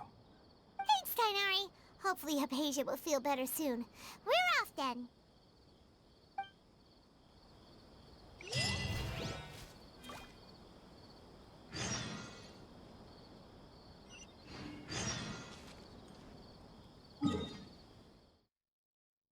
Oh, I want to reach it. I want to reach that statue first.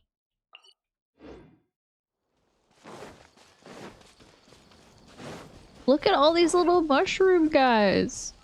They're so cute. That's a Pokemon.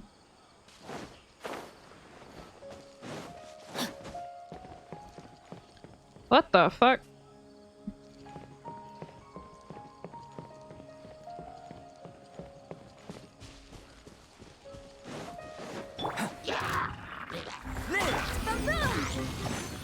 One with my blade. No, my sword! Submit for Incinerate! burst forth.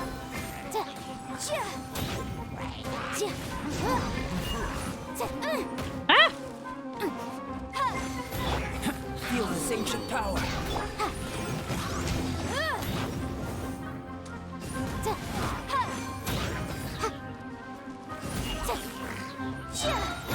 Invisible evidence! Body and brain outlines your fate.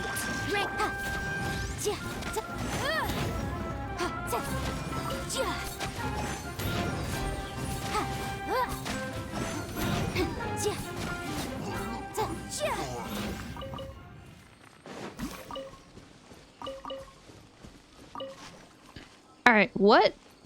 What is this? Hello? It's like frozen.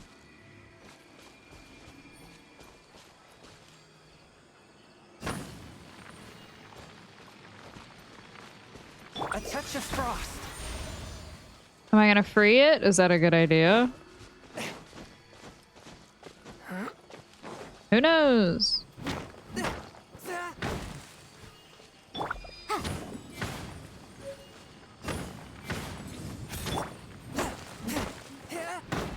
Oh. Hold up, this is sturdy.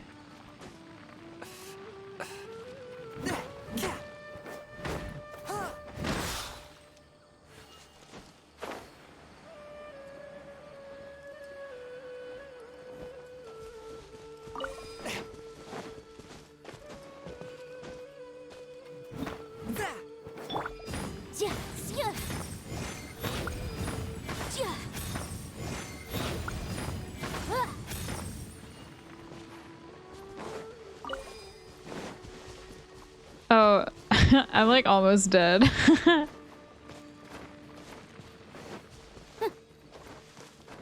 It'll be fine. It's fine. Is this like doing anything?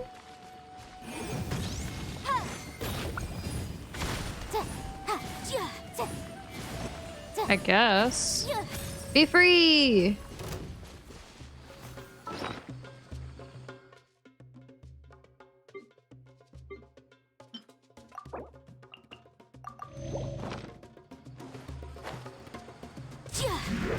Swift and merciful. Time to act. Moments of birth. Motion to compel. Spirit blade.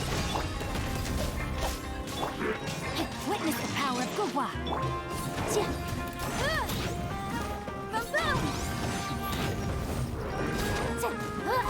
No! Wrap up the flame.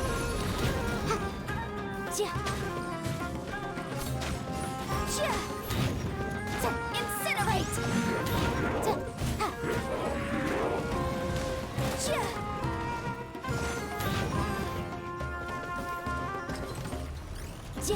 Boom! Forth my blade. No, my sword. From whence you came. Ah!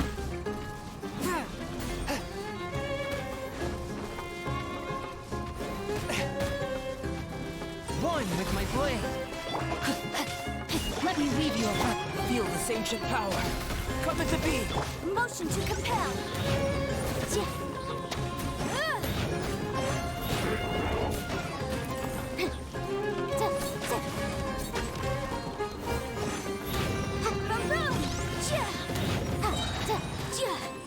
Invisible evidence. No, my sword. Burst forth. This music is so good. Submit for justice.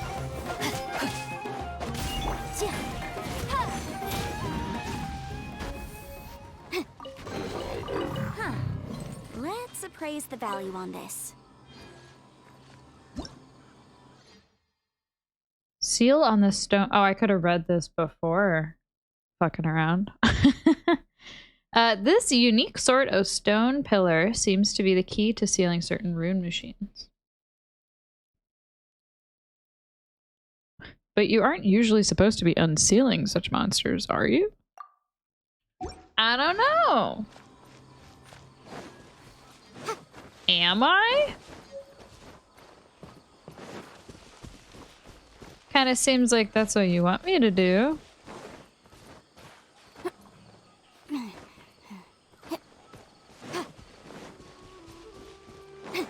Are the rune guards also like fucked up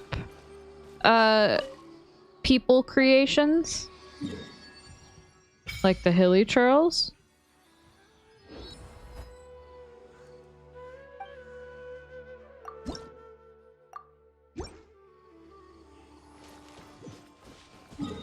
Alright, what am I doing? Oh my god. I have to go. It's like I unlock a whole new world and it's like, wow, it's so cool. And then I get pissed off the moment I have to go to someplace new.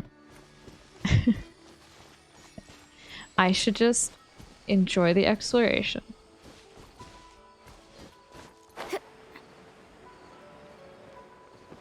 Ooh, what the hell is that? What the hell is that?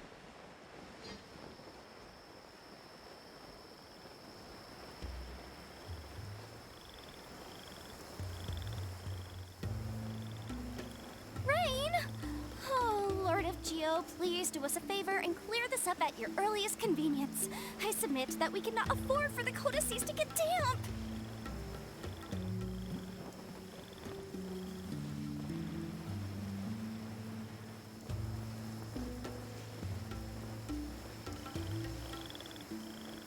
All the frogs! The frog noises.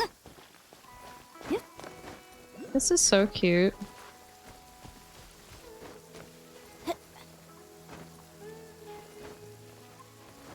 Can I make this? Yes.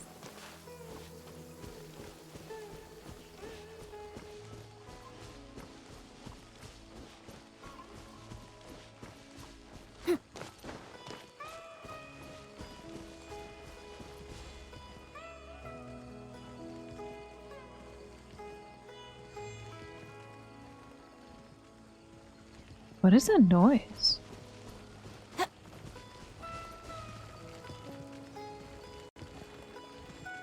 Oh.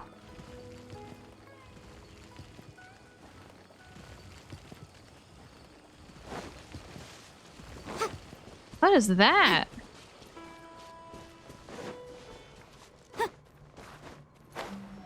What the hell is that? Wait, what? Oh, is this the mechanic that the game taught me about a month ago that I forgot? Yeah.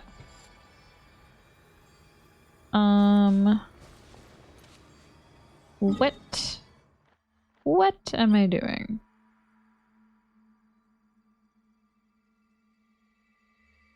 Why is there a Wave Rider waypoint? There, what? The case before us is a strange and unprecedented one indeed. Is there like water underneath us?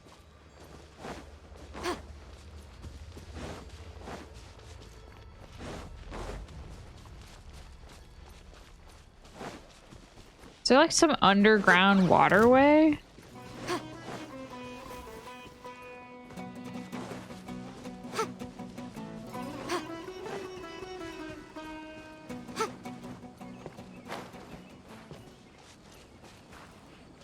Oh.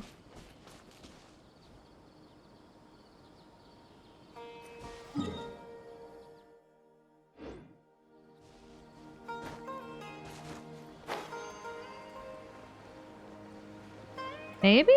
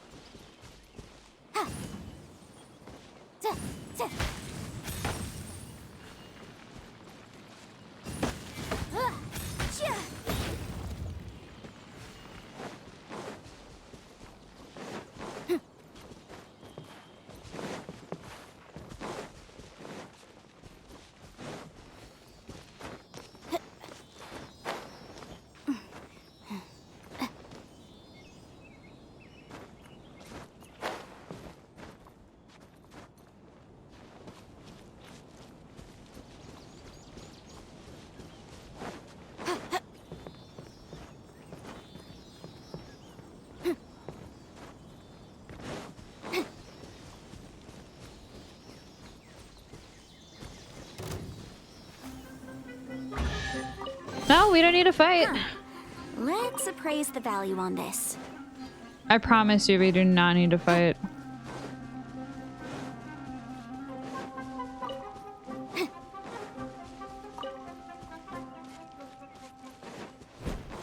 Ah, what the fuck? Oh! I thought those don't hurt you. Hi. It's okay. Hey, hey! Oh my god. I thought they were nice.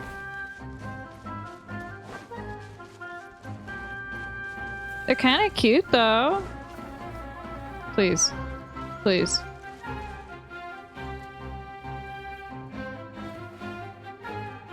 No. No. Hey.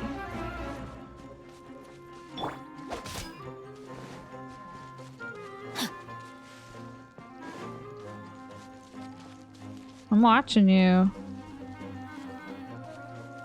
Time to act.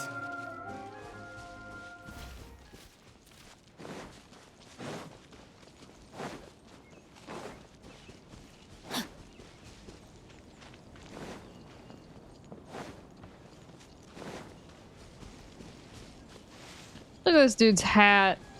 What an idiot.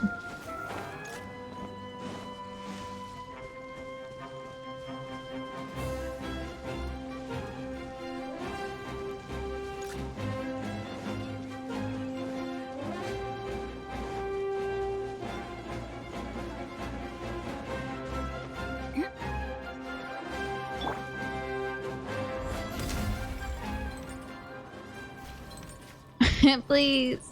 Come into being. Raise me up, bitch. This.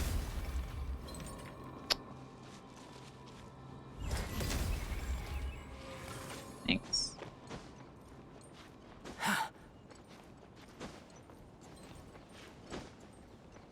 He's so jangly. What the fuck?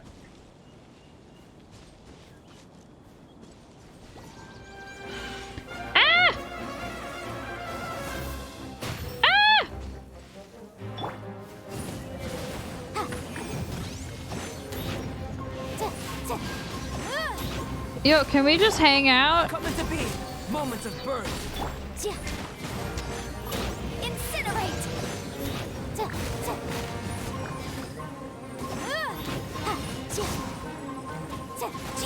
Force my blade. No, my sword!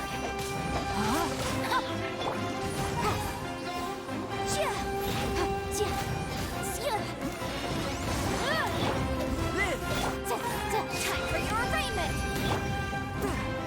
Swift and merciful. Spirit blade.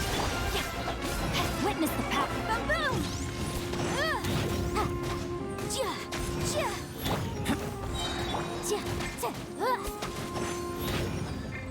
Witness my great undertaking. What? Come into being. Incinerate!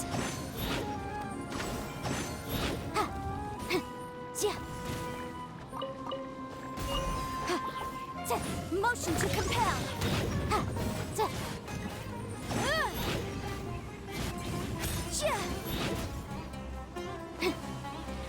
Rain outlines your fate.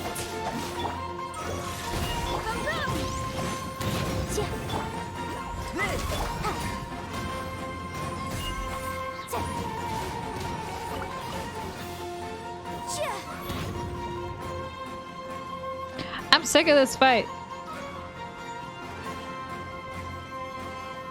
I'm out. We are done here.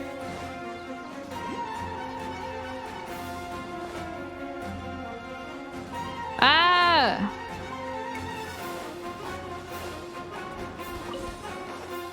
Everything's spooky.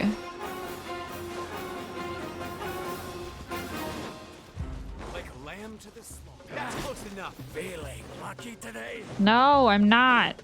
Because you're here.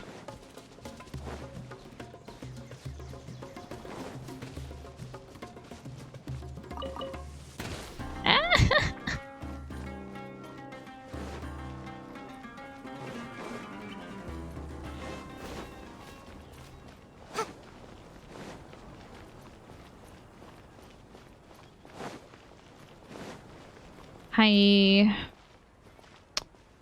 Where's y'all's waypoint? That's the only reason I'm here.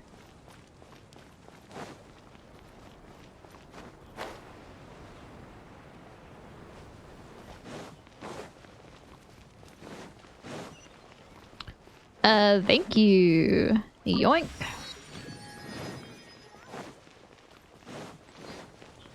Anyway.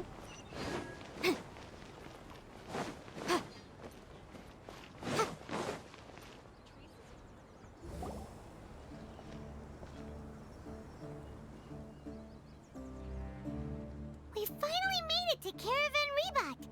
It's pretty lively here. So, just past this wall is the desert, huh? Oh, wow.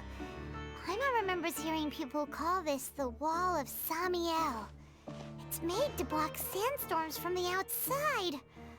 Oh, if it's this tall, it's gotta be the divine work of Greater Lord Rukkhadevata, right? Truly awe-inspiring. Enough gawking. Come on, follow me. Huh? Oh, I thought that was someone else. I got scared. Where did he come from? Over here. What's his name again? Alhaitham? Alhaitham went that way! Yep. Let's hurry up and follow him. Wonder what he's up to.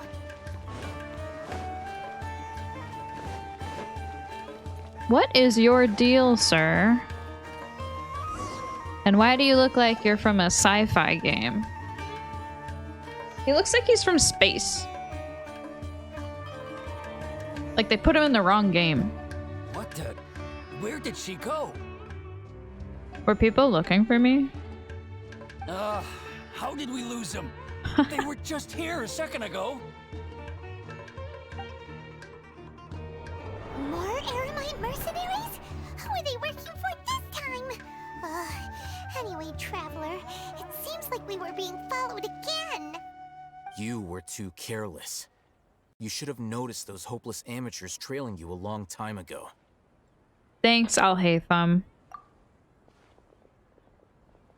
There's no need to thank me.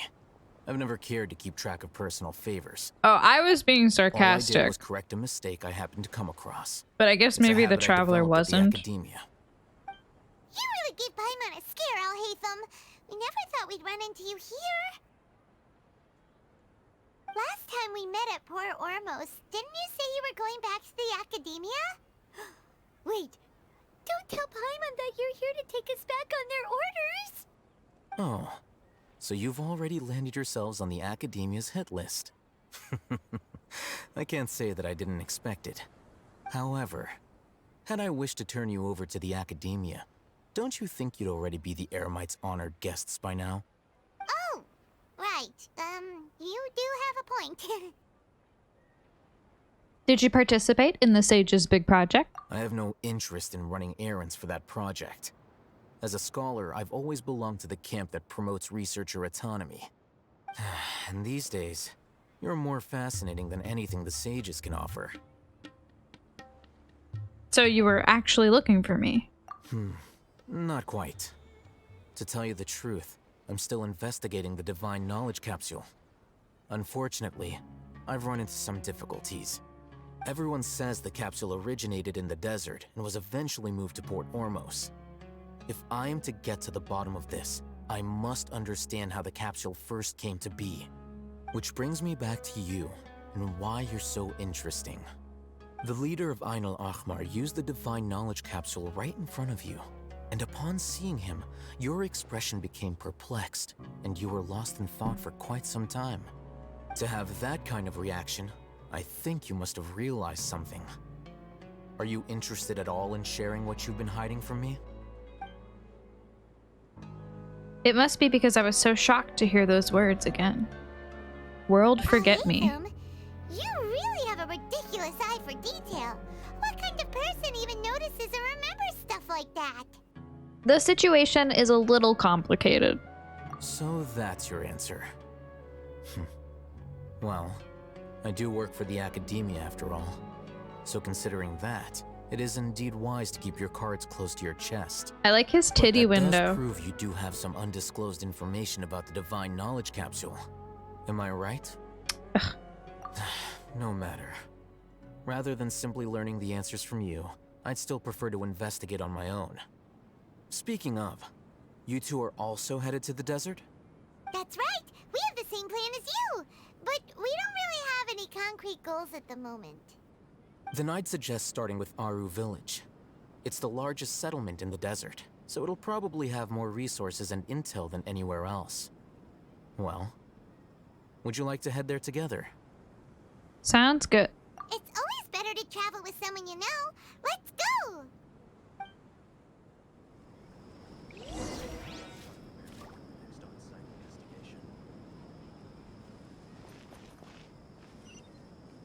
Welcome, weary travelers.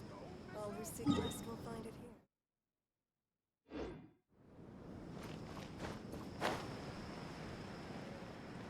here. We go into the desert.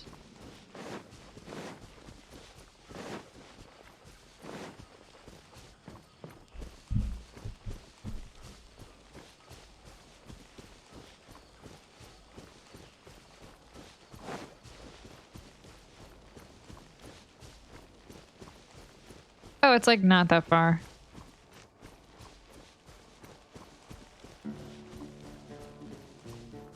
Ooh. The music shift.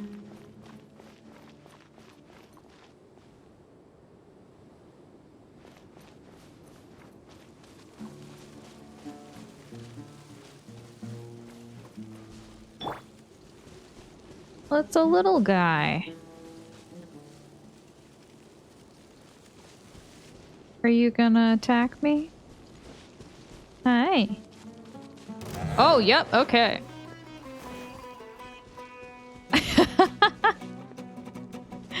He's a big boy.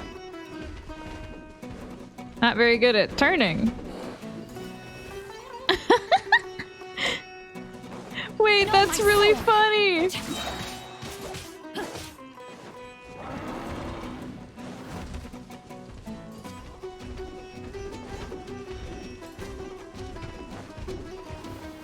The way he gets stuck. Breath of the flame. Rain cutter. Submit for judgment.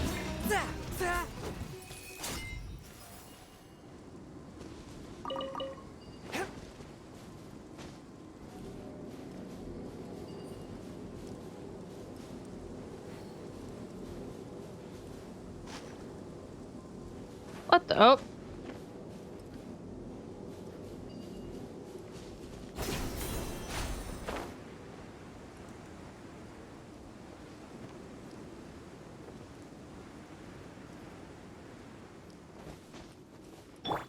Come into being. Boop.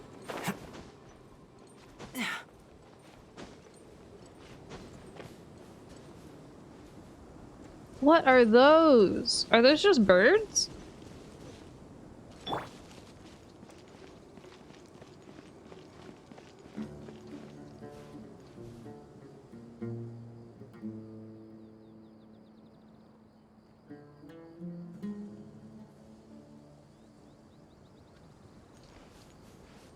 Are you a nice bird?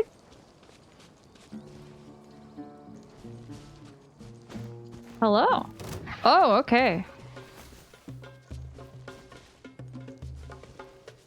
Where are you going? Oh, okay. What the fuck is that? Wait. Wait.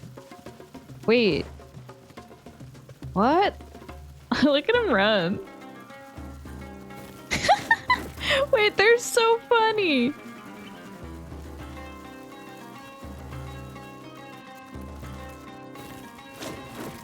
They're really not that hard to evade. A touch of frost. Rain outlines your fate. Moment of birth. Burst. Chia. Ha. Chia. Ha. Chia. Chia.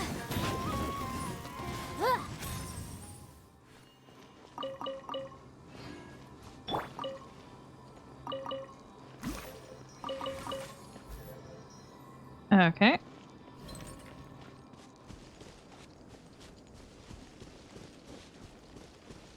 Is this Aru village?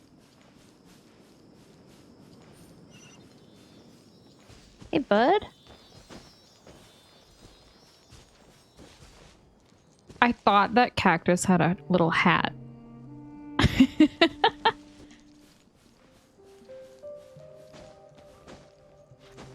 Time to act. Wait, where did my guy go? How did I lose it? What?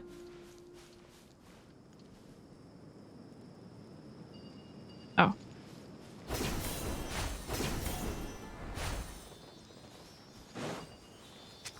Oh!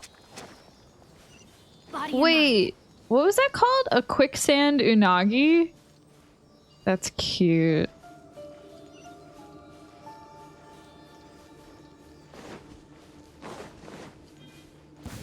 Ah! Ah!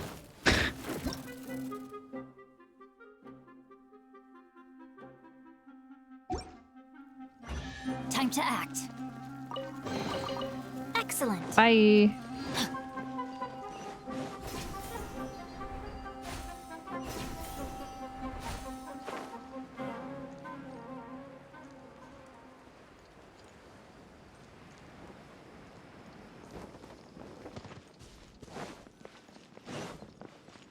Time to act.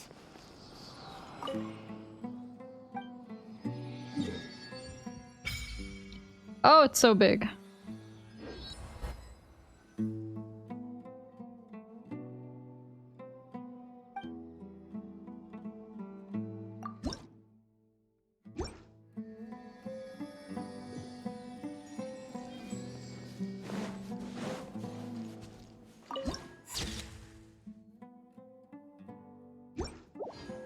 I feel like I always enter the cities and like not at all the direction that they want me to. Like I'm always dropping in from the sky and then later I find the entrance.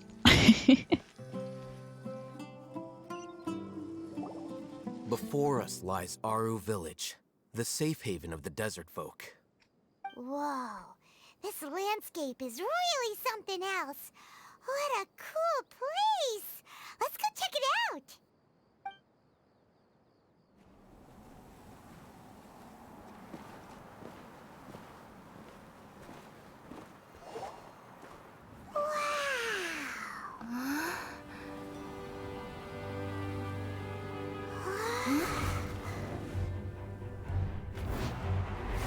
Oh!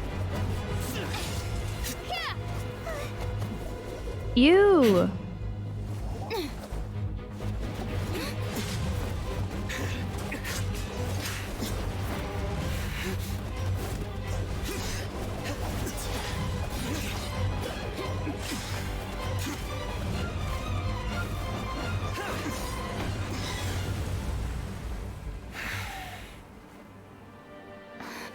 Sino.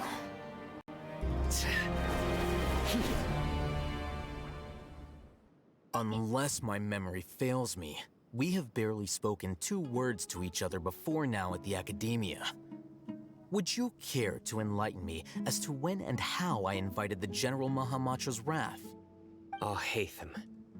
Do not think you can escape my judgment just because you managed to escape my attack. He's cute. Judgment? So that's how you'd characterize your actions here, is it? Or would elimination perhaps be a more accurate description? Okay, I'm not gonna lie. These two sound exactly the same to me.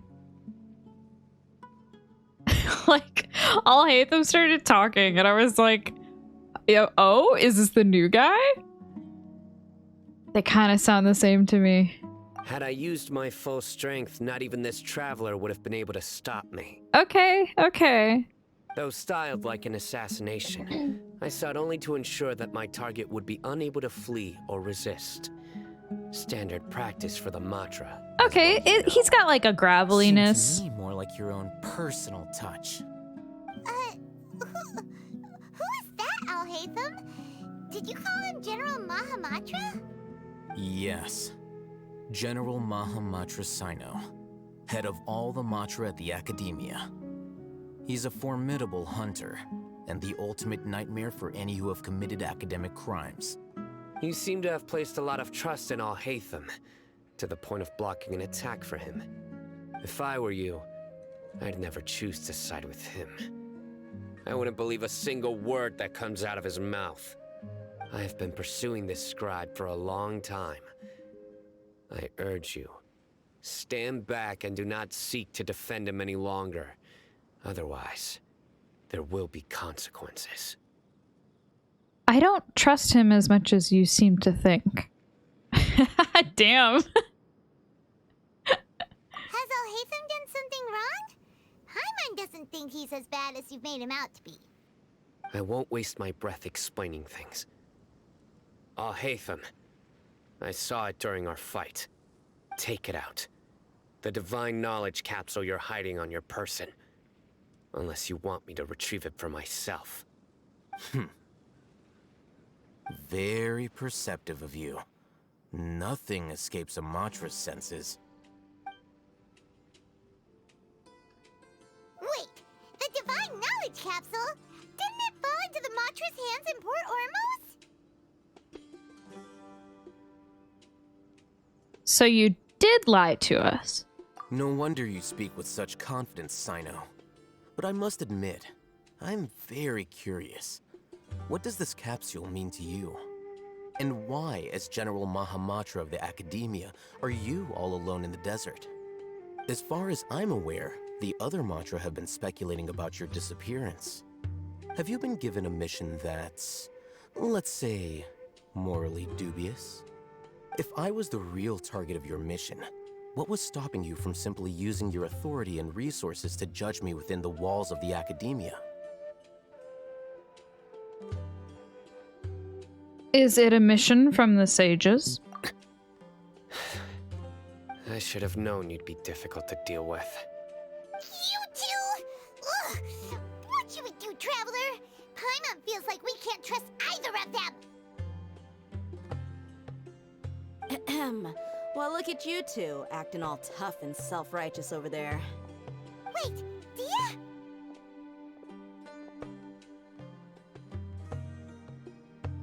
Great! Finally someone that we can trust! You gotta help us out here, otherwise these two are gonna start fighting again! Yeah, sure looks that way. Two giants from the Academia duking it out once and for all. Not something you get to see every day, that's for sure. Listen, I know you academic types love to fill up your big brains with self-righteous morality and lord your empty rules and virtues over each other. But how dare you bring your petty disputes into the safe haven of Aru Village? It seems like someone's gonna have to beat some sense into your thick skulls until you finally learn to respect these grounds.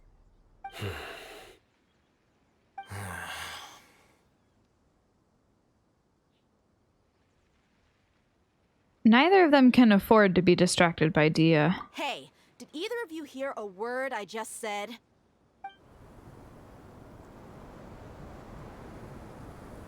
What's going on?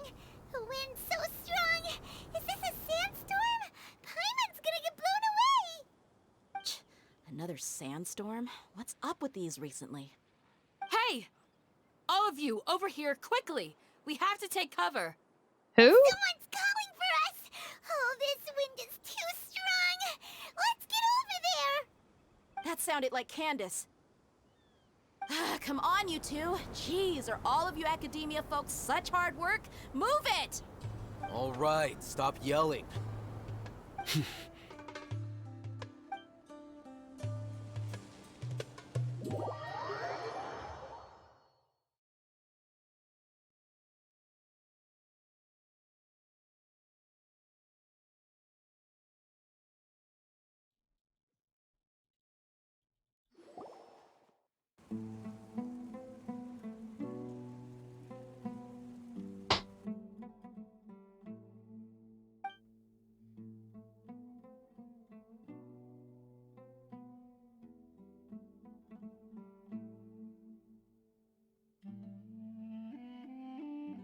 Well, this is kind of awkward.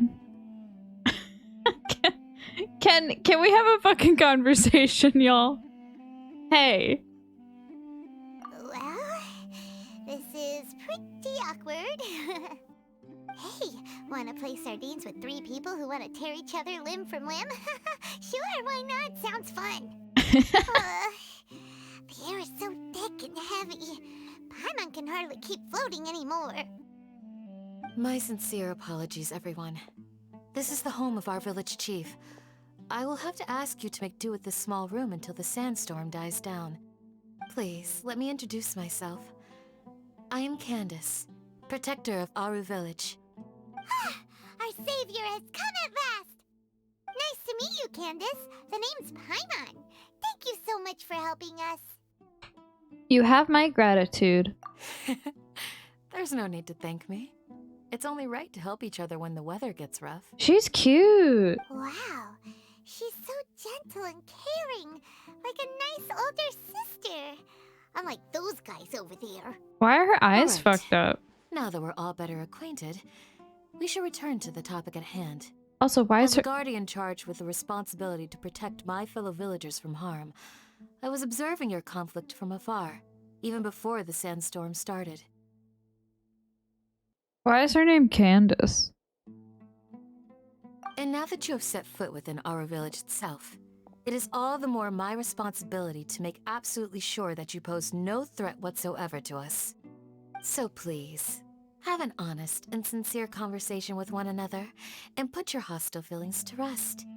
If anyone dares to start anything again while they are under this roof, I will not hesitate to send them out for some quality time with the creatures of the sandstorm. Damn.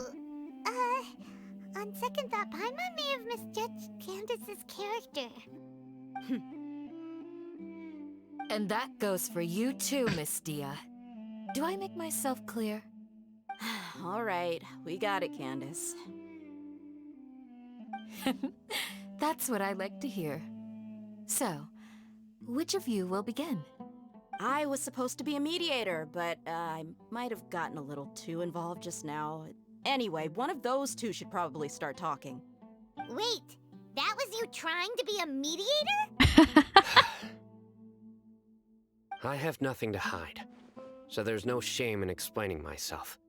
While Alhaitham wasn't wrong about the other Matra not knowing my whereabouts, it's not because I've been assigned a morally dubious mission.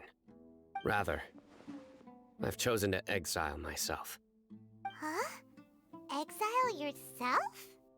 A little while ago, I discovered that there was data missing in the Academia's project planning and development files. What little they did report clearly did not match the project's actual progress. As General Mahamatra, I had the responsibility and authority to request an audit. However, to my surprise, the person responsible for the erroneous data was none other than Grand Sage Azar himself.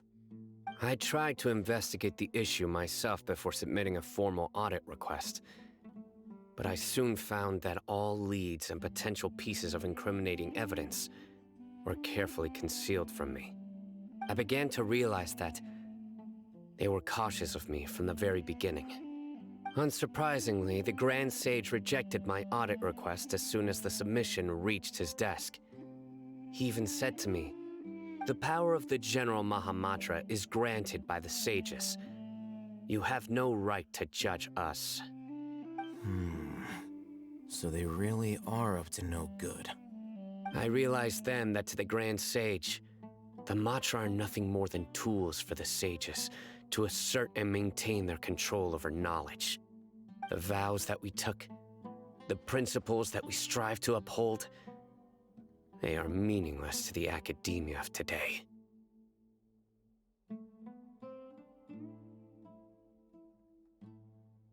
So you then decided to exile yourself? I believed it would be wise to flee the academia before the sages had a chance to take action against me. This way, they can no longer see nor predict my actions. I will never give up on this investigation. There's no need for someone else to give me power or authority. Once I find the truth, I will administer judgment by my own name. Cyno seems to have the same goal as us. We're all investigating the sages. Plus, now that he's no longer the General Mahamatra, he somehow feels a lot less scary. It's still too early to trust him completely. Well, Sino, if that's your story, then why did you see Alhaitham as a target? When I was investigating the matter in the academia, I overheard a conversation between Alhaitham and a sage. The sages asked you to investigate a blonde-haired traveler. Do you dispute this, Alhaitham? What? Like many parts of the project, this assignment was undocumented. Now throw in your suspicious behavior with a divine knowledge capsule, and I think we deserve an explanation.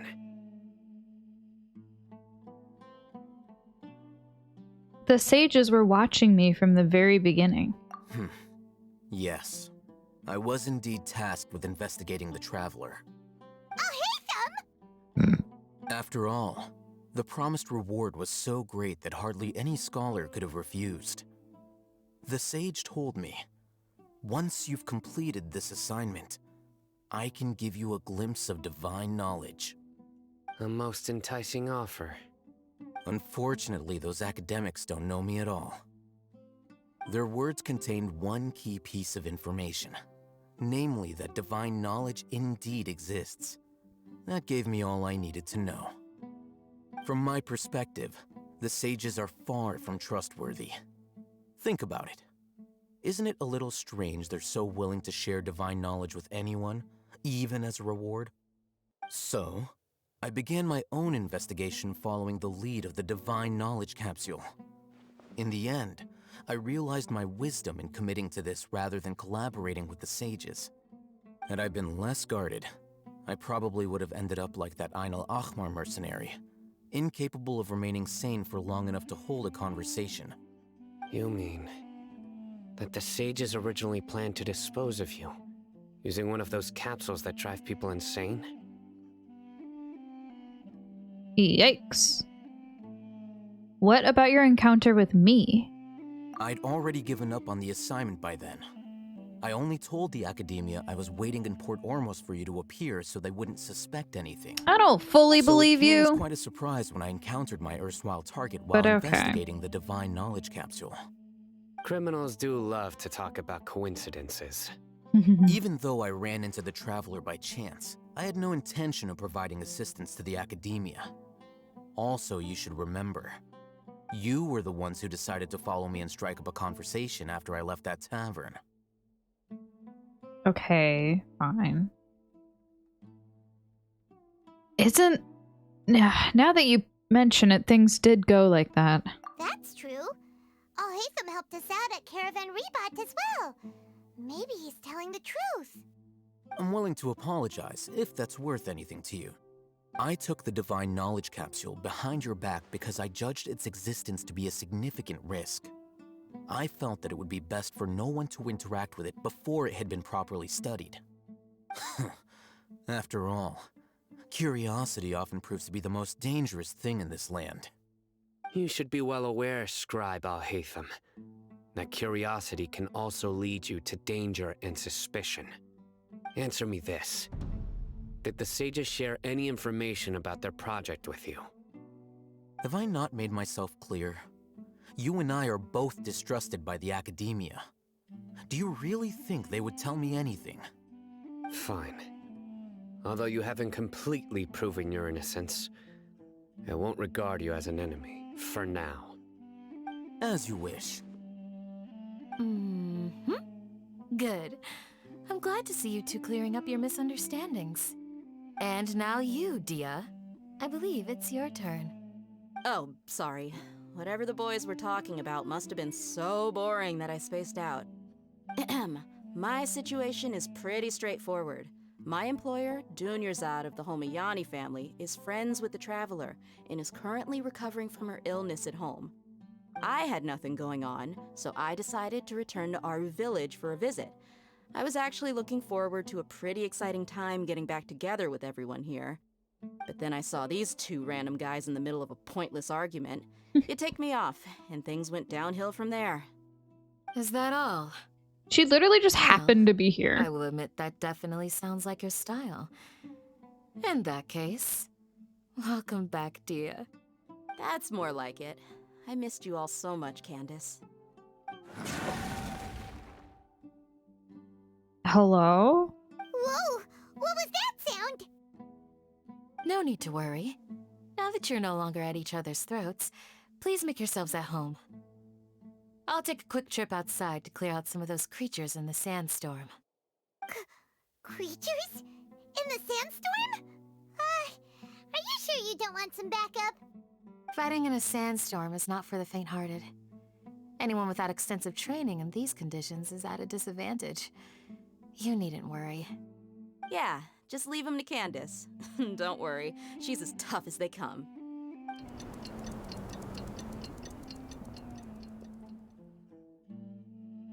The wind's died down. That means the sandstorm's over, right? Candace still isn't back yet, though. Is she alright? Maybe we should go out and check on her. When you put it that way, even I'm starting to feel a little worried. All right, let's go. We've been here long enough, and the boys are as chatty as the floor. What a strange crew.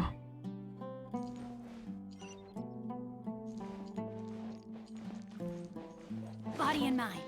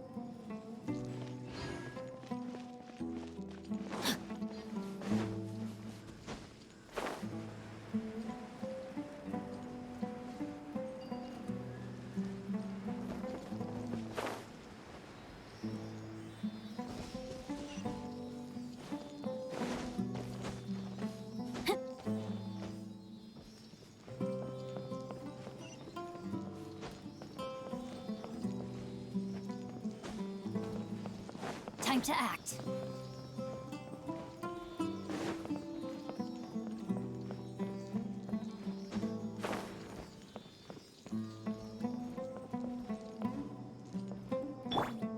Live! Come into being!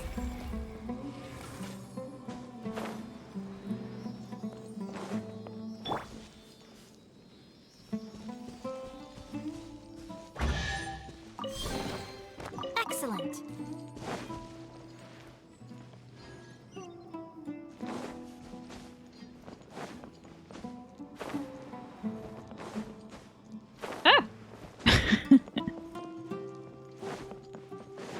Body and mind.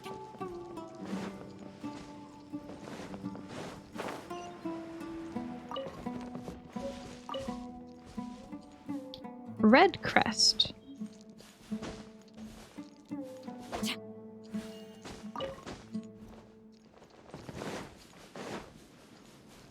Time to act. God, am I still in? I'm still in this fucking Archon quest. Oh, Candace, you're still fighting? You've been out here dealing with these creatures the entire time? Yes. They just keep coming in waves. I've lost count of how many I've defeated. Before I realized it, even the sandstorm had stopped. Her stamina is something else. Here comes another wave! Leave this round to us. I got interrupted earlier, but now I have something to take my anger out on. It's been quite a while since I've seen the Flame Mane in action. I'll leave these to you then. I'll be sure to put on a good show. Let's go!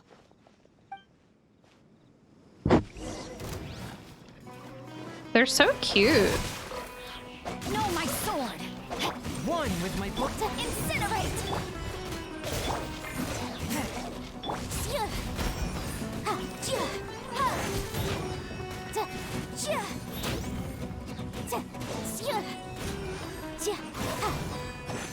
Forth, my blade. Let me weave you a verse.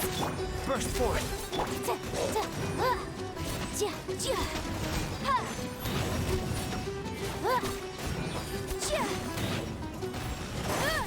Ah! Oh my god, it's so fast. Motion to compel. A touch of frost.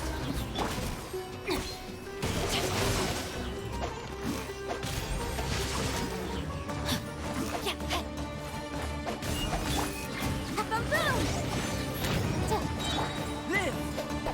Witness my great undertaking. Time for your arraignment. From whence you came, forth, my Ring cutter.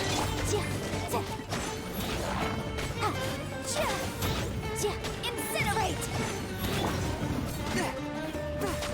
Rain outlines your fate. Know my sword. Here comes another wave. When are they ever gonna let up? a touch of frost. Burst forth. Ah! Am I Spirit blade. Attack. Coming to be.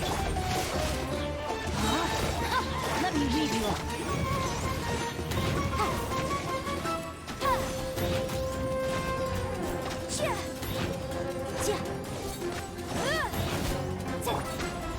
Moments of birth.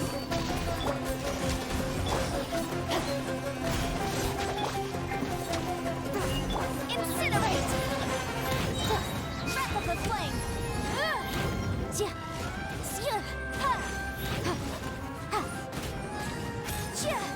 Motion to compel! Swift and merciful. Know my sword! Witness the power! From whence you came, burst forth. Incinerate! Wahoo! The creature stopped appearing. Was that the last of them?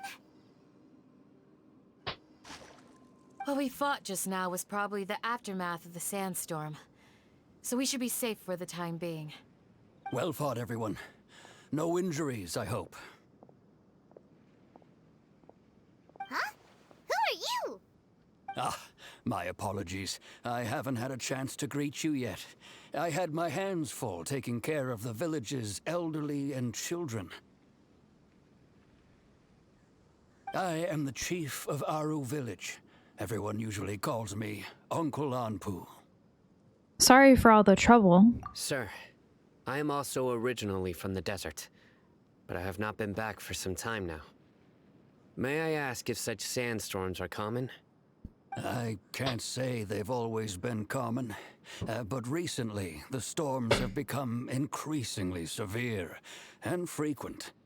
Besides sandstorms, we also occasionally get earthquakes. According to an investigator who stayed in the village a while ago, these unusual natural phenomena are related to the withering of Irminsul. Another effect of Irminsul's withering. So, Irminsul's withering causes withering zones in the forest, and sandstorms and earthquakes here in the desert? Everything in the natural world is inextricably connected to Irminsul. These regional symptoms can indeed be a reflection of Irminsul's present state. Everyone in Aru village needs to take good care of themselves. Speaking of which, why haven't I seen a single village keeper since I got here? Village keeper? Who are they? Village guards like Candace? Does your curiosity know no bounds? Village Keeper is how Aru village refers to mad scholars exiled here by the academia. Most of them are scholars who lost their sanity after a period of training in the Avidia forest. The academia believes that their crazed mutterings may have a negative effect on the psyches of other scholars. So, they're forcibly exiled to the desert. Though if you ask me, it's all a boatload of nonsense. Hypatia was also nearly exiled to the desert. Alas, that's exactly what we've been trying to investigate. One by one, the village keepers have been mysteriously disappearing without a trace. But no one in the village has ever seen them leave. If you're planning to stay around the village for the next few days, I'd appreciate it if you could keep an eye out for them. I've had encounters with those people in the past. I'll see what I can do to help. The Matra are the ones responsible for their exile. Now that you're no longer with them, are you trying to alleviate your guilt and atone for your past sins? I'm fascinated by how you think. Mock me if you will, but if you are guilty, I will eliminate you, regardless of my position or identity. Oh, you're the former General Mahamatra. You must be an expert in these kinds of investigations. Thank you for your help.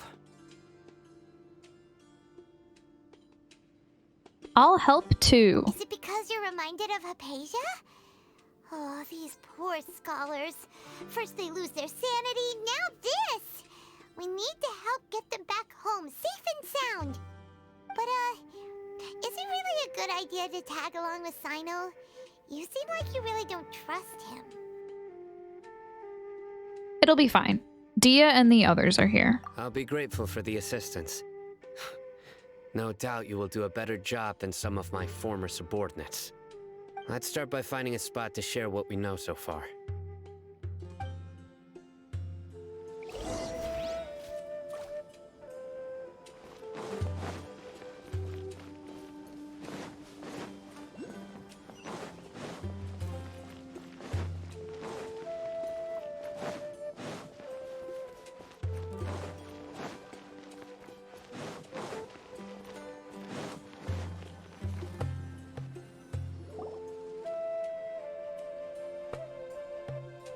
Although I've sent myself into exile, I'm still doing essentially the same things as before. Do you still have any questions for me before we start our investigation? Why do they refer to the mad scholars as village keepers? One of my former subordinates told me that this title has its origins in a strange incident. The Academia has long exiled mad scholars to Aru Village. A mysterious phenomenon exists here. When mad scholars first arrive, they are as incoherent and deranged as before. But after spending some time here, they invariably begin to calm down. Initially, the people of Aru Village greatly resented having to take in the mad scholars. But a strange incident one night changed that. Aru Village was struck by the strongest earthquake in living memory. Seeing buildings on the verge of collapse all around him, the then chief of the village was preparing to take everyone to safety. Suddenly, he noticed a mad scholar crouching in a corner, caressing the ground with his hands. A soft, green light radiated from him, like a divine glow against the backdrop of night. Despite the powerful tremors that ripped through the ground that night, all the houses remained upright, almost as if they had grown roots reaching deep into the ground. In the end, not a single building collapsed, and no one was hurt. After that, the people of Aru Village treated the mad scholars with greater kindness, and began to refer to them as the village keepers. Soft green light? A mad scholar protecting Aru Village? What do you make of it, Traveler? It must have been Nahida's power. Paimon thinks so too. Actually, Sino, do you know if any of the mad scholars continued to wear their Akasha terminals at Aru Village? In theory, they would continue wearing them so the Academia could still monitor their activities. With that said, the main Akasha system would no longer have any interaction with them. Oh, no wonder! Everything makes sense then! Add in the fact that they calmed down, it was probably Nahida who calmed them. If you are able to draw a conclusion from this one story alone, then it appears you possess much more information than I do. So, what do you make of the story? that Mad Scholar's power likely came from Lesser Lord Kusanali. Really? Lesser Lord Kusanali. What? You don't believe us? Lesser Lord Kusanali was definitely using the Akasha to give her power to the Mad Scholars! No, it's not so much that I don't believe you. I'm just struck by your reasoning. Lesser Lord Kusanali, the current Dendro Archon. Is she really active in Sumeru? The Academia has always placed far greater importance on the late Greater Lord Rukkhadevata.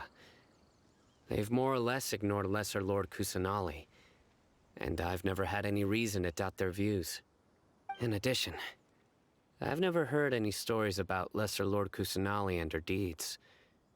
To me, she might as well have been a god that never existed. No way! Nahida definitely exists! She's a... how should Paimon put it? She's a good Archon who's kind and wise. Even if she says weird stuff sometimes. She also saved me once, not long ago. I've spent many years interrogating criminals, so I can easily tell when someone is lying. Good! Then you should know that we're telling the truth. That look in your eyes. I've never seen that from a liar. You two really must have met Lesser Lord Kusanali. Yes, bitch. To think, our Archon has been amongst us this entire time. Alright, now it's our turn to put our skills to good use for this investigation. You betcha. But easier said than done, especially since we don't have any leads. Maybe we can start by knocking on some doors. Excuse me, are you here to help me find my grandpa? Huh? Who are you? Paimon. By the sounds of it, a resident of this village. My name is Isak. You'll help me find my grandpa, right? Is your grandpa a mad scholar? Hey, don't say that. Grandpa is just Grandpa. Why do you have to call him that? It's not like he's a bad person or anything. The person you're referring to is not a local, yet you are. Why do you call him Grandpa? Grandpa is just Grandpa. He's my family. I heard everything you said to the village chief. Please, you gotta take me with you. I want to find my grandpa. I swear I'll help. I won't be a nuisance. Ah, so you're the one who was eavesdropping on us around the village chief's house. I was planning to go out and take care of whoever it was, but I had a vague feeling that they didn't harbor any ill intent. Whoa. Hatham wasn't kidding about Matra having sharp senses. Sino, he's just a kid. All he wants is to find his grandpa. Let's find a way to help him. Sorry. I was only listening in because I wanted to know where Grandpa went. Honest. If you don't believe me, you can ask Miss Candace. Please help him, Sino. All right. But first, let's confirm the facts with Candace.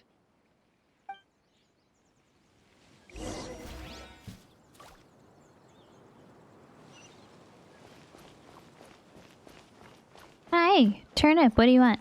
What do you want? Wait, where the fuck am I going? Hi. Wanna sit on my lap? Come on. Come on. Come on.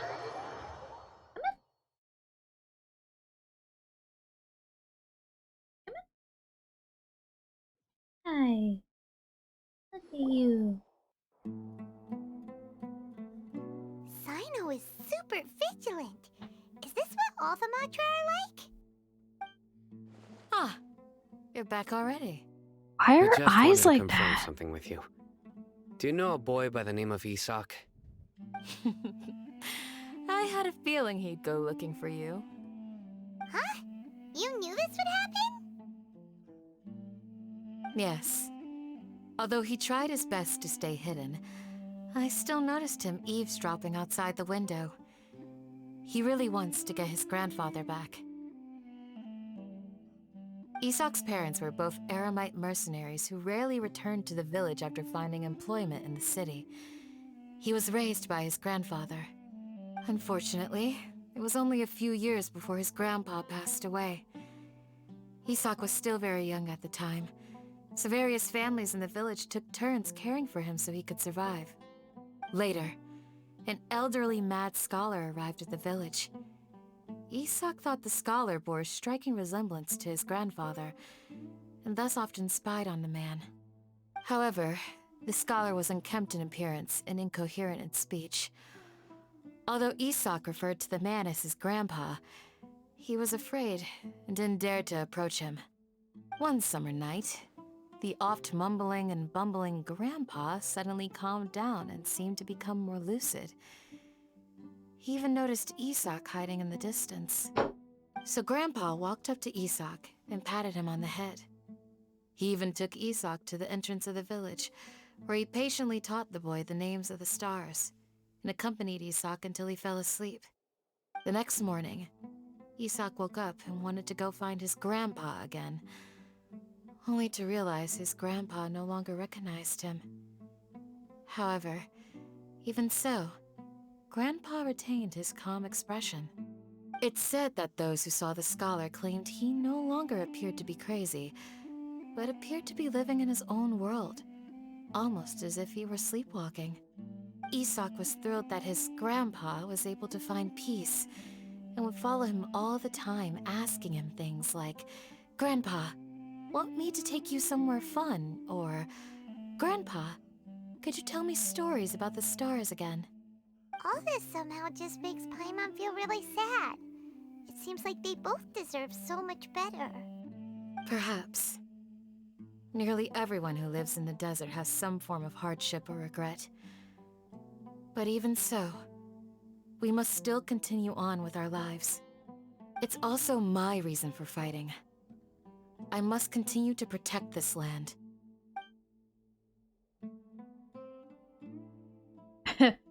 Lucid grandpa.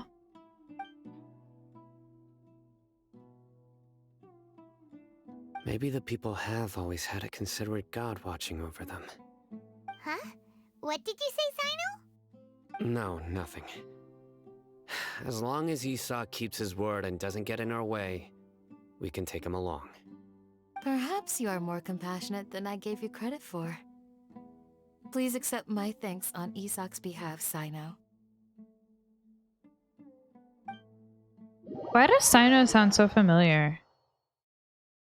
Who are you?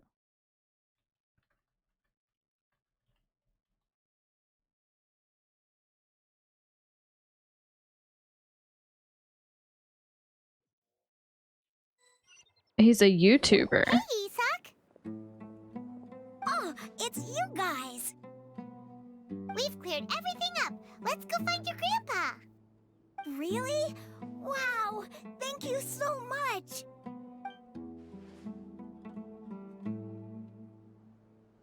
Your grandpa will be found safe and sound. All right. Let's ask the local residents some questions first.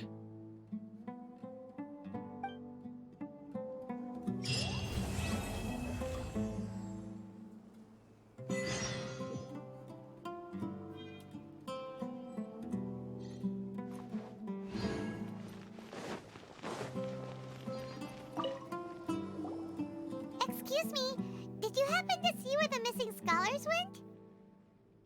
You mean the village keepers? Oh, let me think.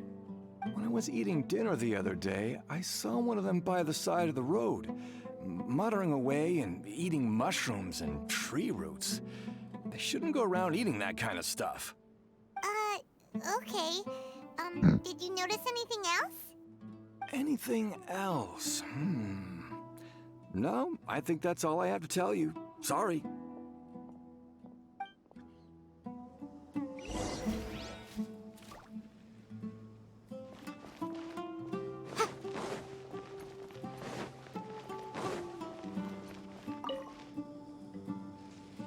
The scholars that have gone missing. Have you seen them? Those eyes. Those fierce eyes. You look like a real fighter. What the hell? Don't change the subject. Right. You were asking about the the mad scholars. I think it's been a few days since I last saw them. I usually go to bed pretty early, so I'm not too familiar with what goes on at night. But honestly, I feel quite sympathetic towards them. Even though they act a little strange, they've helped me in the past. If it weren't for them, my house would have collapsed long ago. Do you also think Grandpa and the others are good people? Grandpa? Oh, hello there. It's little Isak. You mean that nice man who looks like your grandpa's long-lost twin, right? He was actually the one who protected my house. I saw it with my own eyes. He happened to be staying near my house that day and was doing something with his hands on the ground. It still feels pretty surreal now that I think back on it. Did someone teach them how to do that? Well, whatever the case, I'll always be thankful to him and whoever taught him to look out for others. I'm pretty sure that if I ever went mad, I wouldn't be able to do anything like that. Gotcha. Thank you.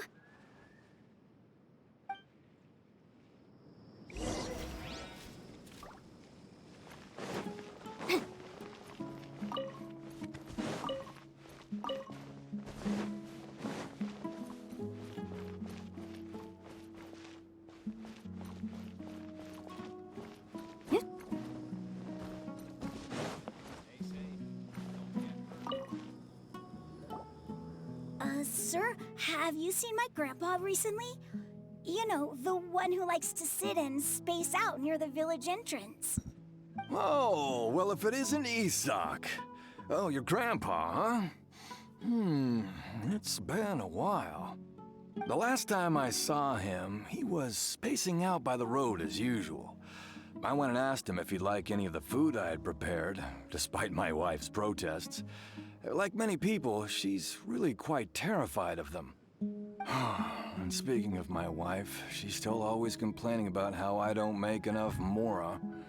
Might explain why she's always mad at me. Bro, I don't care about your wife. Thank you. Thank you for taking What? care of him. It was nothing. You're looking for him, right? Did he go for a walk and get lost? Yeah. That's no good. Well, once you found him, come by my place again and I'll cook a little something for the both of you.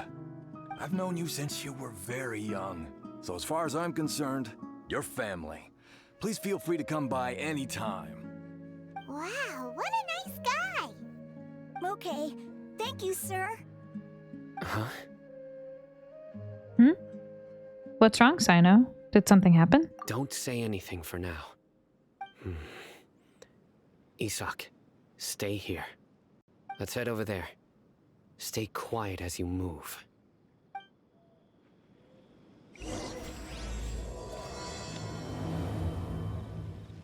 Oh. Wait, okay, hold on. I don't know if I want to do this yet. It's okay. Don't worry. Join the Eremites and embrace a wonderful new life. Cause that just wrapped up part 3, right? So now we're on act 4.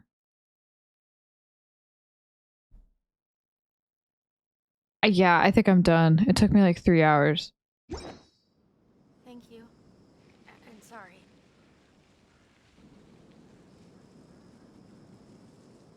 Yeah, it took me 3 hours to do one part, so I will revisit this.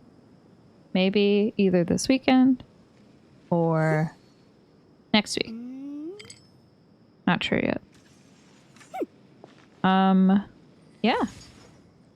I'm so excited for more Scaramouche and more Dottore, Doctor, him.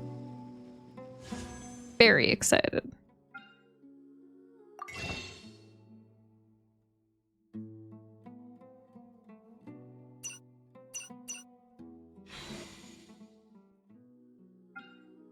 I don't know who I'm saving up for right now, but I've got 55 wishes going.